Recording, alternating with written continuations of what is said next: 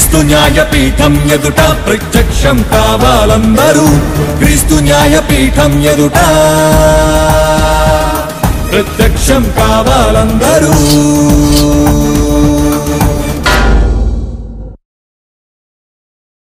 తండ్రి, ఈ రాత్రికాల సమయంలో మొదటి వార్షికోత్సవాన్ని పురస్కరించుకుని ఈ భీమవరం ప్రాంతంలో మీ పిల్లలకు మీ మాటలు వినిపింప చేయడానికి మీరిచ్చినటువంటి గొప్పదైన అవకాశాన్ని బట్టి హృదయపూర్వకంగా కృతజ్ఞతాస్తుతులు చెల్లిస్తున్నాను తండ్రి.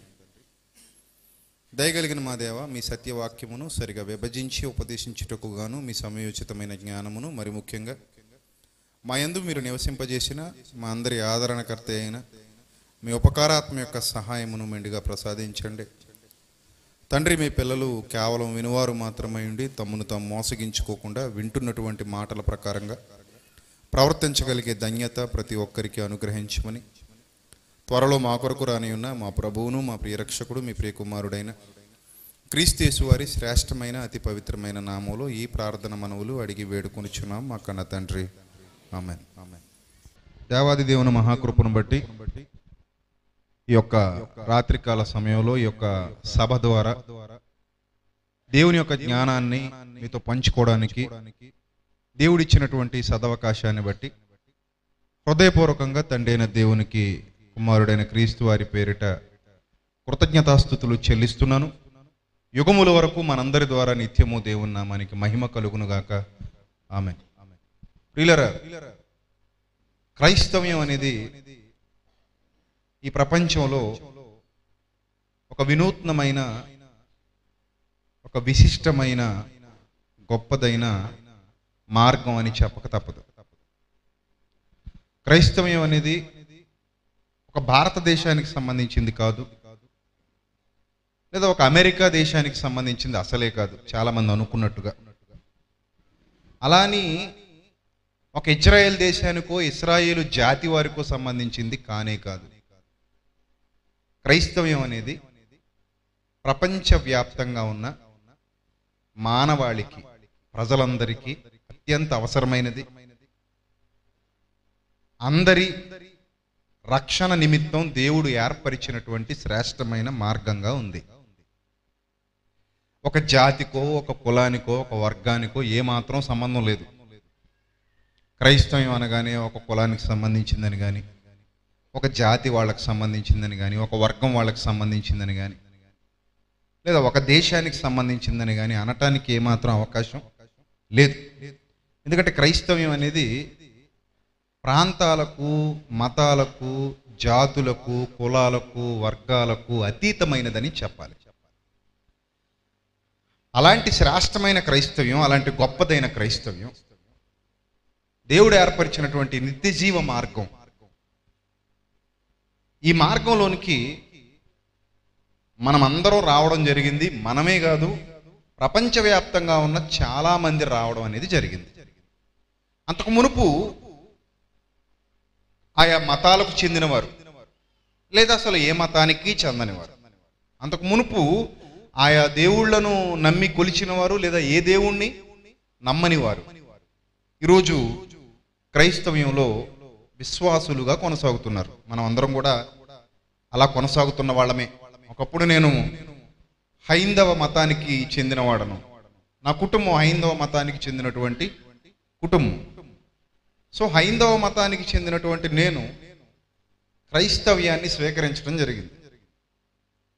అలాగే మీరు కూడా హైందవ మతానికి చెందినవారు కావచ్చు, లేదా ఇస్లాం మతానికి చెందినవారు కావచ్చు, లేకపోతే బౌద్ధ ధర్మాన్ని అనుసరించే వాళ్ళు, బౌద్ధ మతానికి చెందిన వాళ్ళు కావచ్చు, లేదా జైన మతానికి చెందిన వాళ్ళు కావచ్చు, ఏ మతానికి చెందని వాళ్ళు కావచ్చు. అంటే అసలు దేవుడే లేడని చెప్పే నాస్తికులైనా కావచ్చు, దేవుడు ఉన్నాడని నమ్మిన ఆస్తికులైనా కావచ్చు.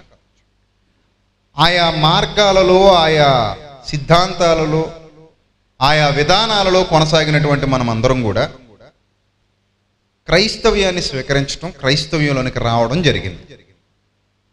మీరు జాగ్రత్తగా ఆలోచన చేయండి. ఈ క్రైస్తవ్యం అనేది మిగిలిన వాటన్నిటికంటే భిన్నమైనది కాబట్టే మనం క్రైస్తవ్యంలోనికి రావడం జరిగింది. అన్నింటి లాంటిదే అయితే ఇందులోనికి రావాల్సిన అవసరం ఏముంది? అంతే కదా. మిగిలిన వాటన్నిటికంటే గొప్పది, భిన్నమైనది అని గ్రహించిన తర్వాతే మనం ఏం చేస్తాం? మనం ఎంచుకున్న మార్గం తప్పేమో అని అనిపించి సరి అయిన మార్గంలోనికి వస్తాం. అది ఇది ఒకటే అయినప్పుడు ఇందులోనికి రావాల్సిన అవసరం ఉందా? చెప్పండి, ఉందా? లేదు కదండి. అది ఇది ఒకటే అయినప్పుడు ఇందులోనికి రావాల్సిన అవసరం లేదు. కానీ ప్రియులరా, కొన్ని విధానాలను చూస్తూ ఉన్నప్పుడు, కొన్ని సిద్ధాంతాలను చూస్తూ ఉన్నప్పుడు, క్రైస్తవ్యంలో కొన్ని పద్ధతుల్ని గమనిస్తూ ఉన్నప్పుడు అది ఇది ఒకలాగే ఉందే అన్న భావన రాక మానదు ప్రియులరా. నిజం. ఈ తప్పు క్రైస్తవ్యానిదా లేకపోతే క్రైస్తవ్యంలో ఉన్న మనోనేత్రాలు మూసుకుపోయిన వారిదా అని పరిశోధన చేస్తే తప్పు క్రైస్తవ్యానిది కాదు. ఈ తప్పు ఎవరిదంటే క్రైస్తవ్యంలోనికి ప్రవేశించి మనోనేత్రాలు ఎవరైతే మూసివేసుకున్నారో వాళ్ళది అని ఖచ్చితంగా తెలుస్తుంది. కానీ ఇంత పరిశీలన మనకుందా? ఇంత పరిశీలన మనకుందా చెప్పండి? లేదు. ఇంత పరిశీలన లేదు. మనం ఏది వదిలొచ్చాం, ఎక్కడికి వచ్చాం, ఆ వదిలొచ్చిన దాన్ని ఎందుకు వదిలొచ్చాం, ఈ వచ్చిన దానిలోకి ఎందుకు వచ్చాం, ఆ వదిలొచ్చింది నీకు ఎందుకు నచ్చలేదు, ఈ వచ్చింది నీకు ఎందుకు నచ్చింది, ఇవన్నీ నీకు నువ్వుగా వేసుకోవాల్సినటువంటి ప్రశ్నలు. ఉన్నాయి ఎవరికైనా ఈ ప్రశ్నలు? ఎవరికీ లేవు. ఏదో వచ్చాం, ఉన్నాం, పోతున్నాం. సరే వచ్చాం, వచ్చిన తర్వాత ఏమైనా వచ్చినటువంటి ఈ మార్గంలో వ్రాయబడినటువంటి శాసనాలు, దేవుని జ్ఞానం, దేవుని ఆలోచనలు, వాటిని ఏమైనా చదివామా అంటే అది లేదు, అది లేదు. సో ఖాళీ హృదయాలతో, ఎంటీ మైండ్స్ అంటారు, ఎంటీ మైండ్స్తో, ఖాళీ హృదయాలతో ఎక్కడి నుంచి వచ్చామో తెలీదు, ఎందుకు వచ్చామో తెలీదు. కొన్ని పద్ధతులు మాత్రం అక్కడ ఇక్కడ ఒకేలా ఉంటాయి, ఆ పద్ధతులు మారవు. అక్కడ ఎలా అయితే ఉండేవాళ్ళమో ఇక్కడ అలాగే ఉంటాం, అక్కడ ఏ విధమైన విధానాలు ఉండేవో ఇక్కడ అవే విధానాలు ఉంటాయి, జస్ట్ చిన్న చేంజ్ ఉంటుంది అంతే. ప్రియులారా, మీరు ఆలోచన చేయండి. మార్పు లేనప్పుడు ఎక్కడుంటే ఏమిటండి? అక్కడున్నా ఒకటే, ఇక్కడున్నా ఒకటే, ఎక్కడున్నా ఒకటే. పెద్దలు అంటారు, ఏ రాయి అయితే ఏముంది పళ్ళు రాలగొట్టుకోవడానికి అంటారు. నిజమే. పళ్ళు రాలగొట్టుకోవడమే ప్రామాణికం అనుకున్నప్పుడు, పళ్ళు రాలగొట్టుకోవడమే ప్రధానం అనుకున్నప్పుడు, కంకర రాయి అయితే ఉంది, కాటేరు రాయి అయితే ఉంది, ఏమండి మామూలు రాయి అయితే ఉంది, రుబ్బురోలు పొత్తరం అయితే ఉంది. అంతే కదా. రాలగొట్టుకోవడమే ప్రధానం అనుకున్నప్పుడు ఏ రాయి అయినా ఒకటే. ఇప్పుడు అక్కడున్నా ఇక్కడున్నా ఒకటే అనుకున్నప్పుడు ఎక్కడున్నా ఒకటే కదా. ఇక్కడ పని కట్టుకుని ఏదో నేను క్రైస్తవ్యంలోకి వచ్చేసానండి, క్రైస్తవ్యం తీసేసుకున్నానండి, ఇంకొంతమంది అయితే నేను బాప్తిజం తీసేసుకున్నాను వదినా, నేను దేవుణ్ణి నమ్మేసుకున్నాను వదినా, సరే ఇలా మాట్లాడుతూ ఉంటారు కదా. ఇవన్నీ అవసరమా చెప్పండి? అక్కడ ఇక్కడ ఒకేలా ఉన్నప్పుడు, అక్కడున్నా ఇక్కడున్నా ఒకే విధానాన్ని అనుసరిస్తున్నప్పుడు ఎక్కడున్నా ఒకటేనంటే మీరు గమనించాలి. చాలామంది చాలా మతాలు మనం చూసినప్పుడు అవి మనుషుల మీద కట్టబడ్డాయి. నేటికి అవి మనుషులను ఆధారం చేసుకునే కొనసాగుతున్నాయి. ఎందుకంటే చాలామంది మతాల వాళ్ళకి వాళ్ళ గ్రంథాల్లో ఏముందో నిజంగా తెలియదు, కానీ వాళ్ళ మతం కోసం ప్రాణమైనా ఇస్తారు. నిజం. అవసరమైతే వాళ్ళ మతం కోసం ప్రాణమైనా ఇస్తారు. ఆ మతంలో ఏముందో వాళ్ళకి నిజంగా తెలియదు, అంటే వాళ్ళ గ్రంథాల్లో వ్రాయబడింది ఏంటో వాళ్ళకి నిజంగా తెలియదు. మతం అనేసరికి ఏదైనా చేయడానికి సిద్ధపడతారు. అలాంటి వాళ్ళు చాలామంది రోజు సమాజంలో ఉన్నారు. అంటే అందులో ఏముందో తెలియదు కానీ వాళ్ళు మతం కోసం ఏదైనా చేస్తారు. ఈరోజు కూడా క్రైస్తవ్యంలో ఇలాంటి వాళ్ళు ఉన్నారు. బైబిల్లో ఏముందో తెలియదు కానీ వాళ్ళు మాత్రం మేము క్రైస్తవులు అని గట్టిగా చెప్పుకుంటారు. వీళ్ళు ఎవరి మీద నిలబడ్డారు, వాళ్ళు ఎవరి మీద నిలబడ్డారు అని ఆలోచన చేస్తే వాళ్ళు కొంతమంది వ్యక్తుల ప్రభావంతో కొంతమంది వ్యక్తుల మీద నిలబడ్డారు. మన వాళ్ళు కూడా, క్రైస్తవులని చెప్పుకుంటున్న వాళ్ళు కూడా కొంతమంది వ్యక్తుల ప్రభావంతో ఆ వ్యక్తుల మీద నిలబడిపోయారు. కాబట్టే మీరు ఒక విషయాన్ని ఆలోచన చేయండి. చాలామంది చర్చెస్ ఉంటాయి, భీమవరంలో ఉంటాయి, భీమవరం చుట్టుపక్కల ప్రాంతాల్లోనూ ఉంటాయి. సాక్ష్యాల పేరుతో ఏమని చెప్తారు తెలుసా? పలానా చర్చికి వెళ్ళినప్పుడు నాకు ఇది జరిగిందండి అంటారు. అంతకుముందు మరి వేరే మందిరానికి వెళ్ళేదానండి అంటారు. ఓహో, అంటే వేరే మందిరంలో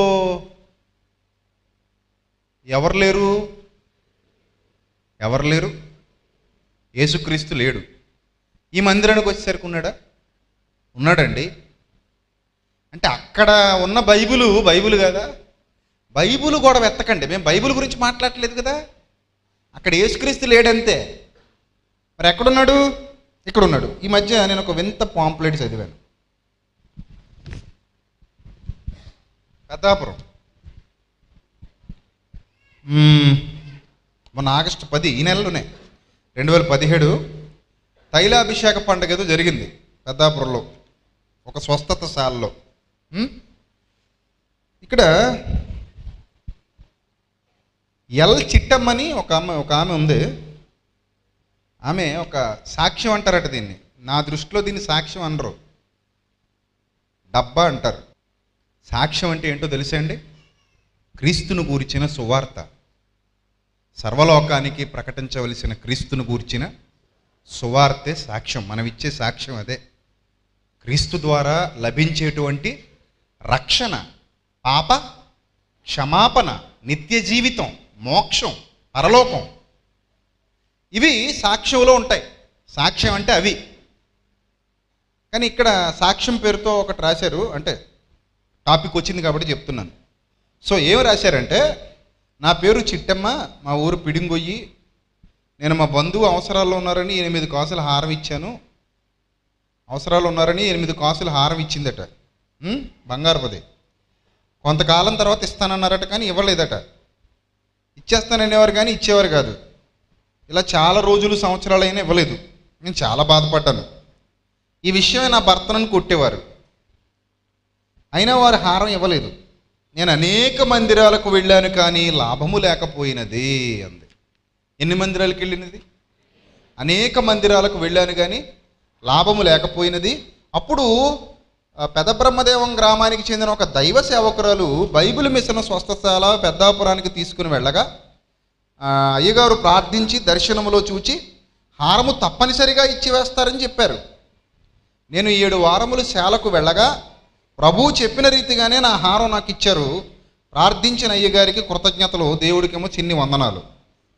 అలాగే రాసింది ఇందులో. మరి అయ్యగారికేమో కృతజ్ఞతలట, దేవుడికేటట వందనాలట.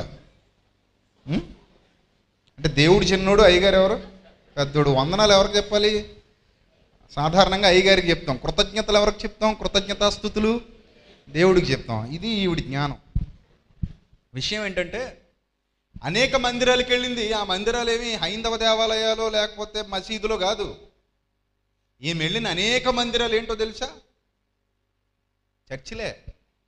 అంటే అక్కడున్న సేవకులందరూ చేతగానోళ్ళని, ఇక్కడున్న సేవకుడు ఒకడే గొప్పవాడని, అక్కడెక్కడ దేవుడు లేడని, ఇక్కడున్న దేవుడే దేవుడు అన్నట్టుగా వ్రాసినటువంటి మాటలు. ఇవి ఎవరైనా అన్యులు చూశారనుకోండి, వాళ్ళు మనల్ని అడుగుతారు, ఏమన్నా తెలుసా? ఇంతకుముందు వెళ్ళిన మందిరాలు ఏ మందిరాలమ్మా అంటాడు. ఏమంటావు అప్పుడు నువ్వు? యేసుప్రభు మందిరాలండి అని చెప్పాలి. సరే, మరి యేసుప్రభు మందిరాల్లో యేసుప్రభు లేడమ్మా అంటాడు. అంతే కదా, మరి నిన్నే అడుగుతాడు. అప్పుడు ఏం చెప్తావు? లేడండి, ఇక్కడ ఛార్జింగ్ తక్కువ ఉందండి. మరి ఎక్కడికి వెళ్ళావమ్మా? పలానా చోటకి వెళ్ళానండి, అక్కడ ఛార్జింగ్ ఎక్కువ ఉందండి, బ్యాటరీ తొందరగా ఛార్జ్ అయిపోయిందండి అని చెప్తావా? అసలు బుద్ధి ఉందంటారండి మన వాళ్ళకి? ఇదే విధానాన్ని హైందవులు, మా వాళ్ళు చాలామంది, మా బంధువుల్లో కూడా కొందరు ఉన్నారు, వాళ్ళు కూడా అంటూ ఉంటారు, మేము పలానా చోటకి వెళ్ళాం, పలానా గుడికి వెళ్ళాం, పలానా గుడికి వెళ్ళాం, తగ్గలేదు. ఇదిగో ఈ గుడికి వెళ్ళినప్పుడు, ఇక్కడికి వెళ్ళి వ్రతం చేసుకున్నప్పుడు కొంత మాకు మెరుగు అనిపించింది కనుక ప్రతి సంవత్సరం అక్కడికి వెళ్ళి వస్తామని చెప్తూ ఉంటారు. అప్పుడు మనకే అనిపిస్తుంది, ఏంటి అన్ని గుళ్ళు తిరిగానన్నాం, ఆ గుడిలో లేదు, ఈ గుడికి వెళ్ళామంటే అందుకే మా ఇష్ట దైవంగా ఈయన కొలుస్తాం, ఇష్ట దేవతగా ఈయన ఆరాధిస్తాం అని చెప్తుంటారు వాళ్ళు. వాళ్ళకి వీళ్ళకి ఏమైనా పెద్ద తేడా ఉందంటారా? ఇప్పుడు నేను చదివిన ఆవిడకి వాళ్ళకి ఏమైనా పెద్ద తేడా ఉందంటారా? తేడా లేదు కదండి, రెండు ఒకలాగా కనబడుతున్నాయి. వాళ్ళ వెళ్తున్న విధానం, ఈమె చేస్తున్న విధానం ఇంచుమించు ఒకేలా ఉంది. అంటే దీనికి ప్రధానమైన కారణం ఏంటి? ఈరోజు ఈ సమస్య క్రైస్తవ్యంలో తలెత్తడానికి ప్రధానమైన కారణం ఏంటి? ప్రధానమైన కారణం ఏంటి? వ్యక్తుల మీద వాళ్ళ విశ్వాసాన్ని కట్టుకుంటున్నారు. గమనించండి జాగ్రత్తగా. హైందవ్యంలో చాలామంది బాబాలు ఉంటారు, చేతులు చూసేవాళ్ళు బాబాలు. ఒక్కొక్కడు విభూదిస్తూ ఉంటాడు, తాయెత్తులు కడతా ఉంటాడు, జాతకం తీసుకురా చూస్తానంటాడు, జాతకం చూస్తాడు, అదని చెప్తాడు, ఇదని చెప్తాడు. అందులో గాలిగాళ్ళు కూడా ఉన్నారు.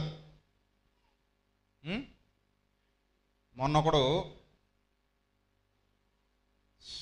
తెలంగాణలో కాంగ్రెస్ విజయ దుందుబి మోగించబోతుంది అన్నాడు ఆ మధ్య ఎలక్షన్స్లో.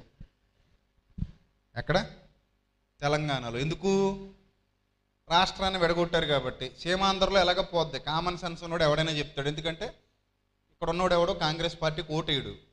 రాష్ట్రాన్ని విభజించారు కాబట్టి సీమాంధ్రలో ఎలాగో కాంగ్రెస్ ఓట్లు పడవు, అది అంచనా వేశాడు.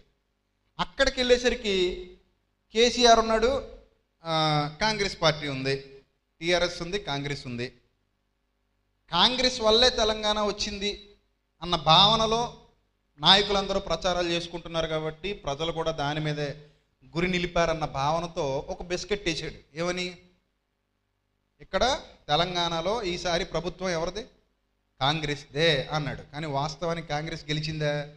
గెలవలేదు. వాడొక ఫేక్ బాబా, ఫేక్ జాతకాలు చూసే ఫేక్ బాబా.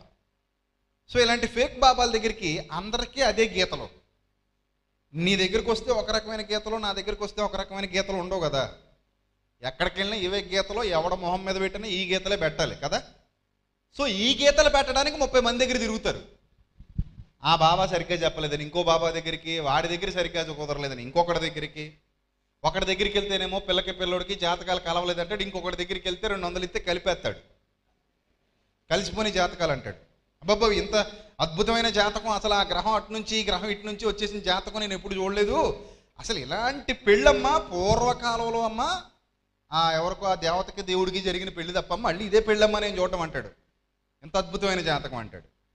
సో వాళ్ళు మోసపోతున్నారు. ఎందుకంటే అదే జాతకాన్ని అదే మతంలో వాడి దగ్గరికి వీడి దగ్గరికి, వీడు ఒకలా చెప్తున్నాడు, ఇంకోలా చెప్తున్నాడు, అదే మతానికి చెందిన వాళ్ళందరూ వాళ్ళు మోసపోతున్నారు. మనం కళ్ళతో చూస్తున్నాం.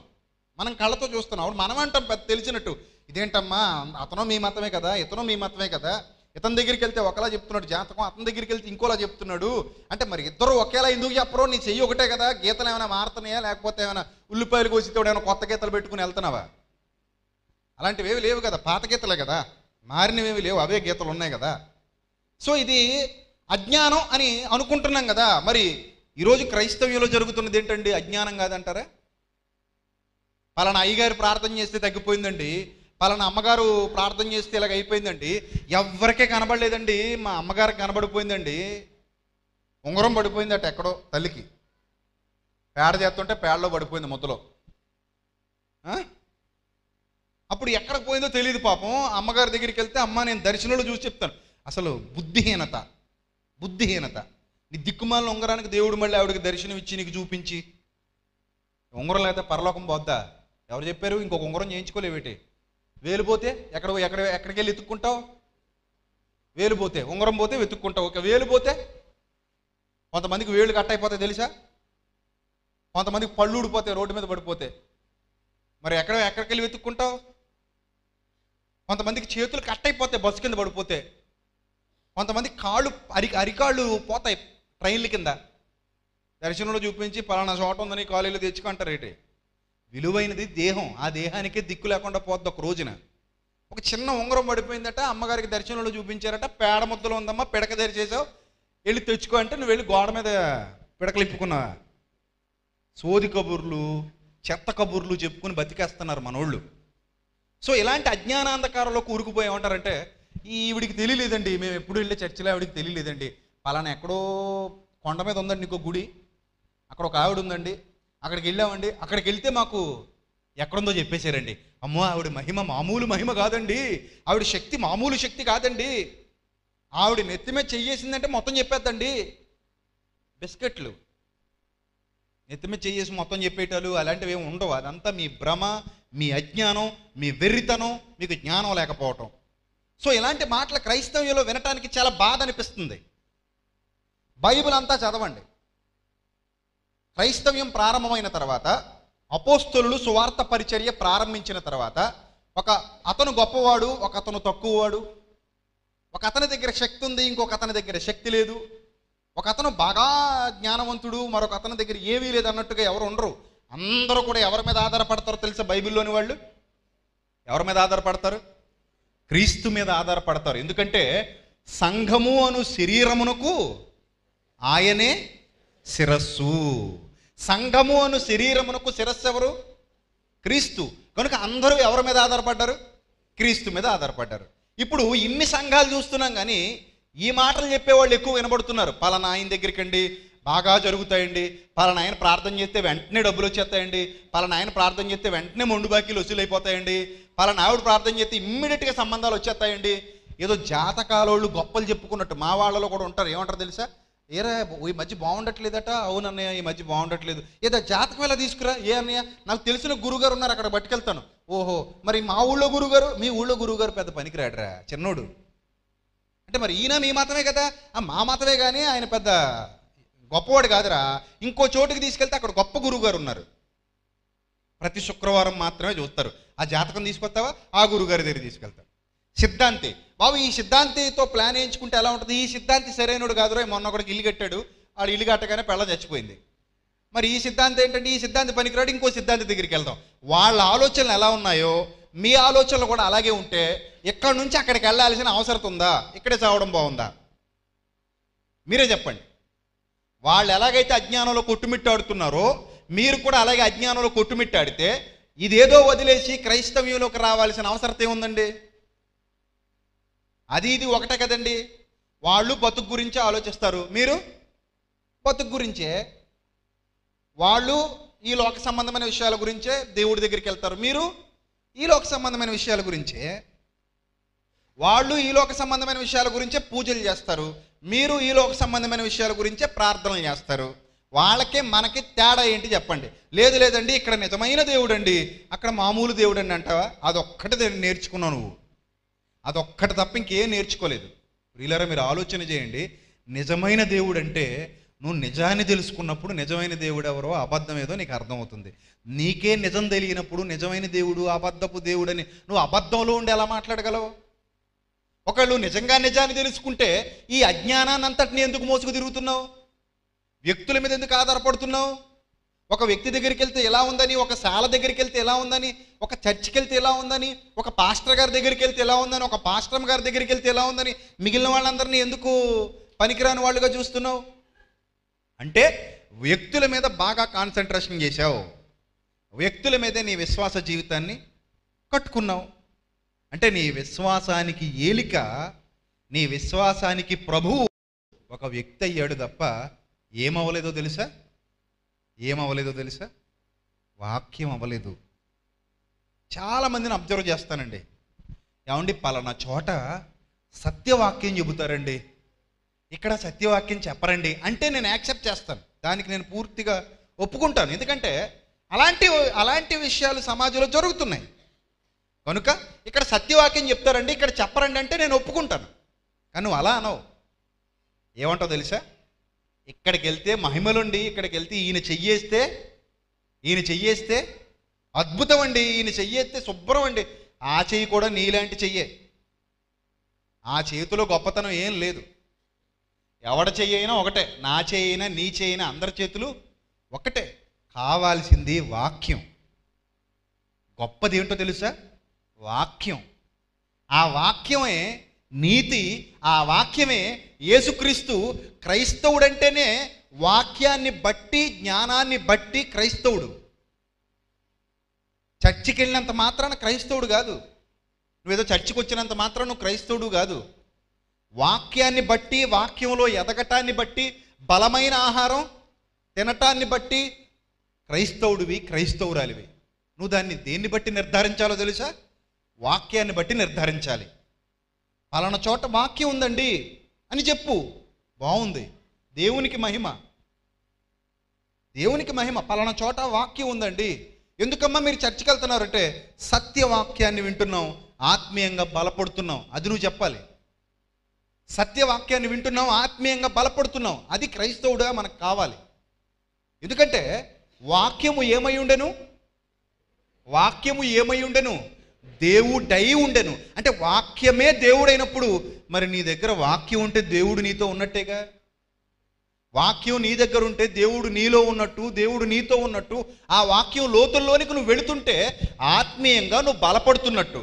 అది వదిలేసి ఉంగరం పోయింది, గేదె పాలు ఇవ్వడం మానేసింది, కోడి గుడ్డెట్టడం మానేసింది, కుక్క ఏం లేదు, ఇవన్నీ చెప్పుకొచ్చి పలానా చర్చికి వెళ్తే కుక్కీనింది, సూడి కట్టింది, పలానా చర్చికి వెళ్తే వెంట్రుకలు తెల్లగా మారాయి, నల్లగా మారాయి, పలానా చర్చికి వెళ్తే కోడి గుడ్డు పెట్టేసింది, పలానా చర్చికి వెళ్తే మా అమ్మాయికి ఉద్యోగం వచ్చేసింది, పలానా చర్చికి వెళ్తే మా అబ్బాయికి పెళ్లి కుదిరిపోయింది, ఇవన్నీ చెప్పు తిరుగుతున్నావు అనుకో. ఏ అన్యులు ఎవరి కోళ్ళు గుడ్లు ఎట్టలేదుటి, నీ కోళ్ళు ప్రత్యేకంగా పెడతానాయా? పోనీ ఏమైనా బంగారు గుడ్డు ఎడితే చెప్పు, ఒప్పుకుంటాం. నీ కోడి గొప్పది, నువ్వు పలానా చర్చికి వెళ్ళటం వల్ల నీ కోడి బంగారు గుడ్డు ఎట్టిందని. ఏ అన్యులు కోళ్ళు లేవా? ఈ గుడ్లు ఎట్టవా? అన్యులు గేదెలు లేవా? అట్లకి రోగాలు రావా? ఇవి పాలు ఇవ్వడం మానవా? ఇవి ఇవ్వవా? ఏదో నీకు ఒక్కదానికే గేదె ఉన్నట్టు, ఇంకా ప్రపంచంలో ఎవరికి గేదె లేనట్టు, నీకు ఒక్క గేదె పాలు ఇస్తున్నట్టు, ఇంకెవడికే పాలు ఇవ్వలేనట్టు. ఏం బేరం అమ్మా ఇది?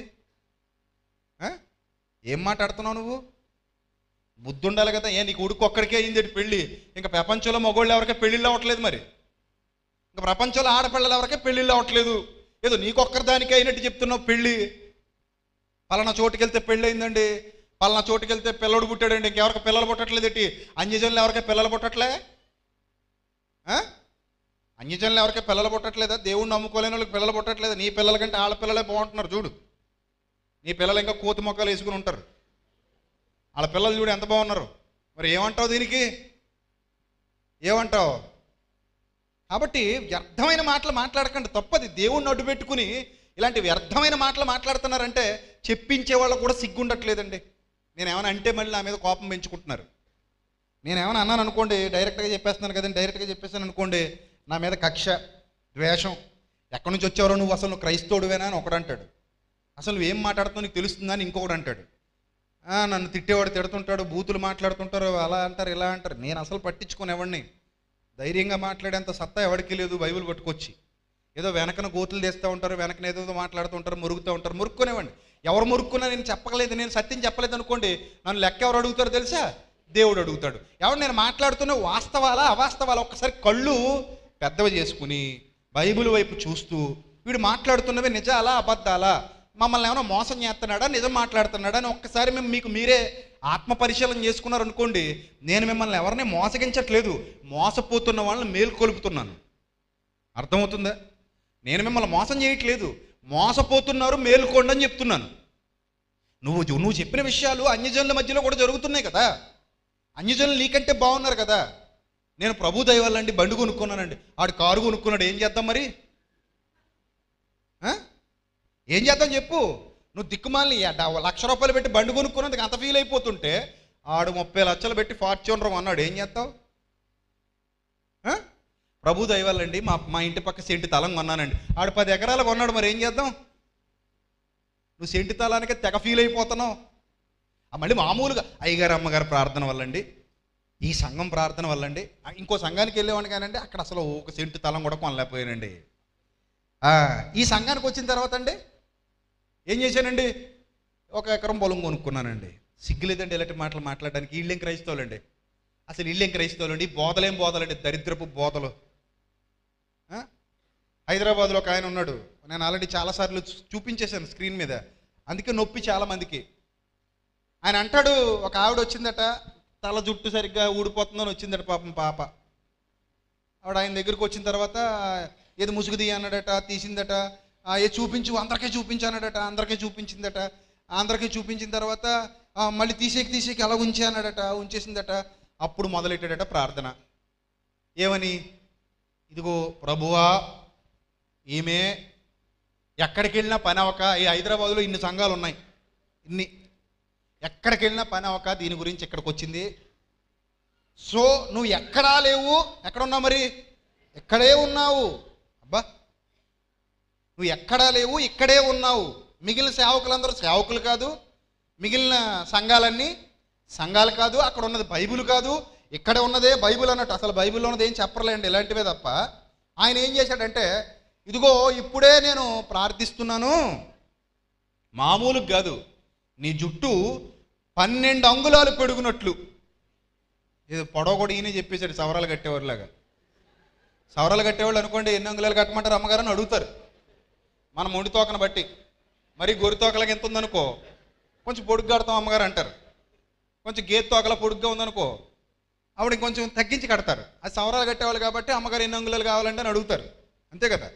మనకున్న డబ్బులను బట్టి, మనకున్న తామతను బట్టి, మరీ మొండి తోక అయితే చూడడానికి బాగాలేదనుకుంటే కొంచెం పెద్దది కట్టించుకుంటాం, లేదనుకుంటే సమానంగా కట్టించుకుంటాం. మన దగ్గర డబ్బులు బట్టి. మరి రేట్ ఎక్కువ కదా, 100 గ్రాములు 500 ఎంతో కదా. సో అది పరిస్థితి. ఈయన మొత్తానికి ఈయనే 12 అంగుళాలు పోనీ ఈయన పెంచడట. ఎవరు పెంచుతారట? పరిశుద్ధాత్ముడు పెంచుతాడట. ఏమండి, ఇది అంత అబద్ధం అండి. ఇది చెప్పాను అనుకోండి, నువ్వు ఎవడవయ్యా విమర్శించడానికి అంటున్నారు. నేను విమర్శించడం ఏంటండి? ఇది సత్యం చెప్పడం అంటారు, ప్రజలను మేలుకొల్పడం అంటారు, విమర్శించడం అనరు. విమర్శించడం అంటారు. ఈ మధ్య అందరూ ఫేస్బుక్లో కోకోకోలా తాకండి, కోకోకోలా తాకండి, కోకోకోలా తాగితే హాస్పిటల్లో పెట్టేస్తున్నారు, అది బాత్రూములు కడుక్కోవడానికి పనికొస్తుంది, కోకోకోలాలో పావులు ఉంటున్నాయి, థమ్సప్లో అవి ఉంటున్నాయి, ఇవి ఉంటున్నాయి, తాకండి, అవి కడుపుకు మంచిది కాదు, విష పదార్థం అది. అమితాబ్ బచ్చన్ అని ఆయన తాగాడు, రోజు కోకోకోలా తాగేవాడు, కాబట్టి అతను కడుపులో పేగులు కుళ్ళిపోతే పేగు కత్తిరించేసి ఆపరేషన్ చేశారు, అప్పటి నుంచి తాగడం మానేశాడు. ఇవన్నీ చెప్పుకుంటూ తిరుగుతున్నారు. ఇప్పుడు కోకోకోలా వాడు వచ్చి అలా విమర్శింతా పెట్టినాను అన్నాడు అనుకో, నువ్వేమంటావు? బోల్డ్ అంత వ్యాపారం చేస్తున్నాను, మొన్న బాహుబలి ప్రభాస్కి డబ్బులు ఇచ్చి మరి బ్రాండ్ అంబాసిడర్గా పెట్టుకున్నాను, అతను కోట్లు ఇవ్వాలి ఇప్పుడు. అంతకుముందేమో మహేష్ బాబు, అంతకుముందేమో చిరంజీవి, వీళ్ళందరినీ మెయింటైన్ చేసాం థమ్సప్కి, కోకోకోలాకి. ఇప్పుడు నువ్వు ఎవడరా వచ్చి ఇలా మాట్లాడుతున్నావు అంటే నువ్వేమంటావు? ప్రజల ఆరోగ్యం పాడవుతుంది కాబట్టి నేను నిజం చెబుతున్నాను అని అంటావా అనవా? అంతేగాని విమర్శించడం అంటారు దాన్ని. విమర్శించడం అనరు కదా. ఇది కూడా అంతే, విమర్శించడం అనరు దీన్ని. ప్రజల ఆత్మీయ ఆరోగ్యం పాడవుతుంది కనుక, క్రైస్తవుల ఆత్మీయ ఆరోగ్యం పాడవుతుంది కనుక తప్పు జరుగుతుంది అని చెప్పటం. ఏమండి, విమర్శించడం కాదు. సో ఆయన ఏమన్నాడంటే 12 అంగుళాల పొడవు పెంచుతాను, పరిశుద్ధాత్ముడు 12 అంగుళాల పొడవు పెంచుతాడు అన్నాడు.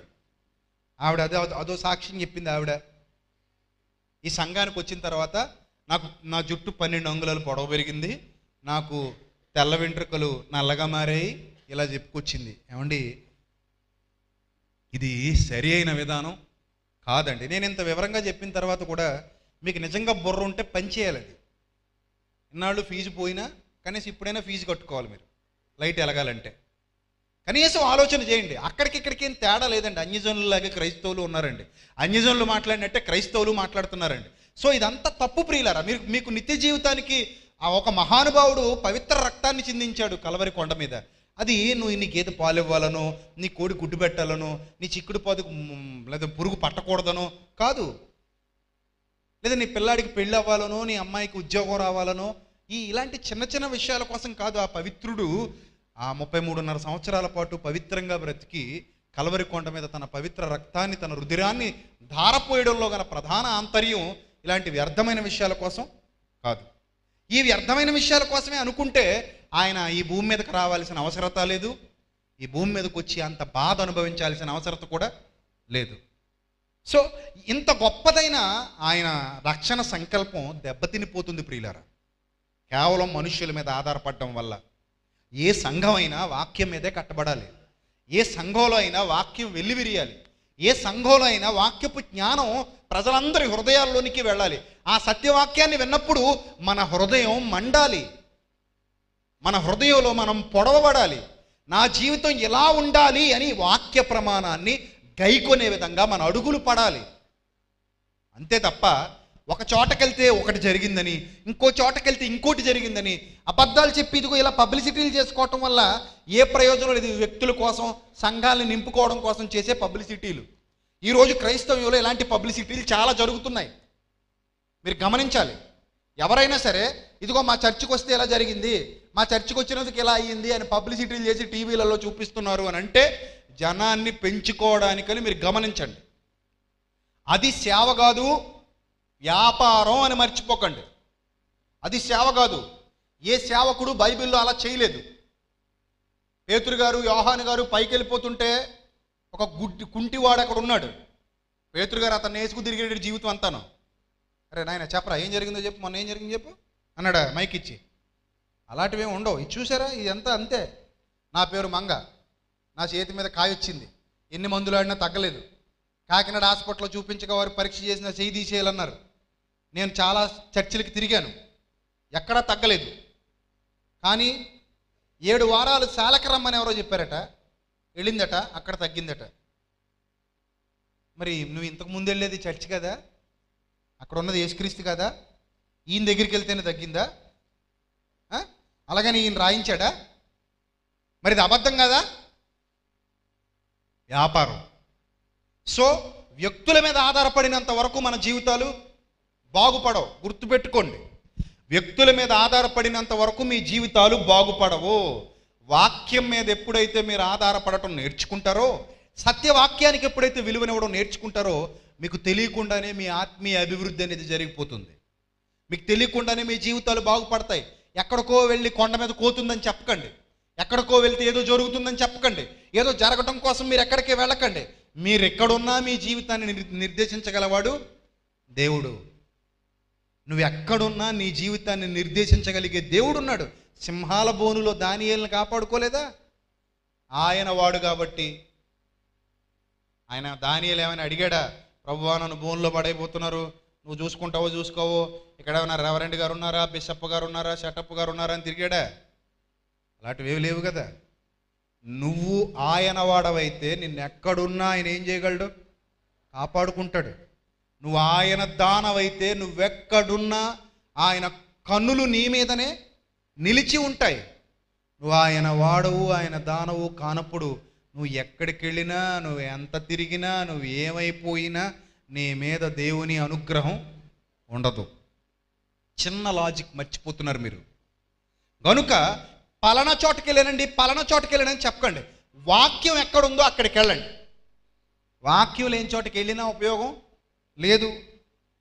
ఇలాంటి చెత్త కథలే ఉన్న చోటకి వెళ్ళావు అనుకోండి, ఎక్కడికి వెళ్ళినా ఉపయోగం లేదు.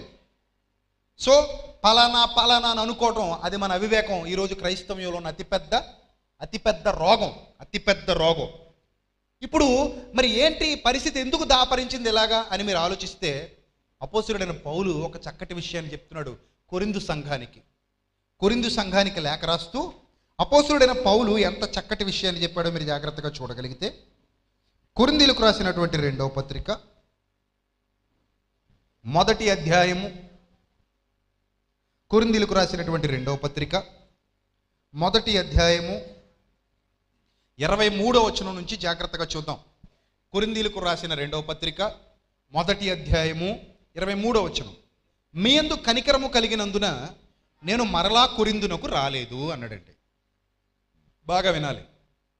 మీ యందు కనికరము కలిగినందున నేను మరలా కొరింథునకు రాలేదు. అక్కడ పుట్నోట్లో రక్షింపనొల్లక అనే మాట ఉంది చూడండి, కింద ఉందా? రక్షింపనొల్లక అంటే అవసరం లేదు అని. దాని అర్థం ఏంటి? ఇప్పుడు నేను రావాల్సిన అవసరం లేదు.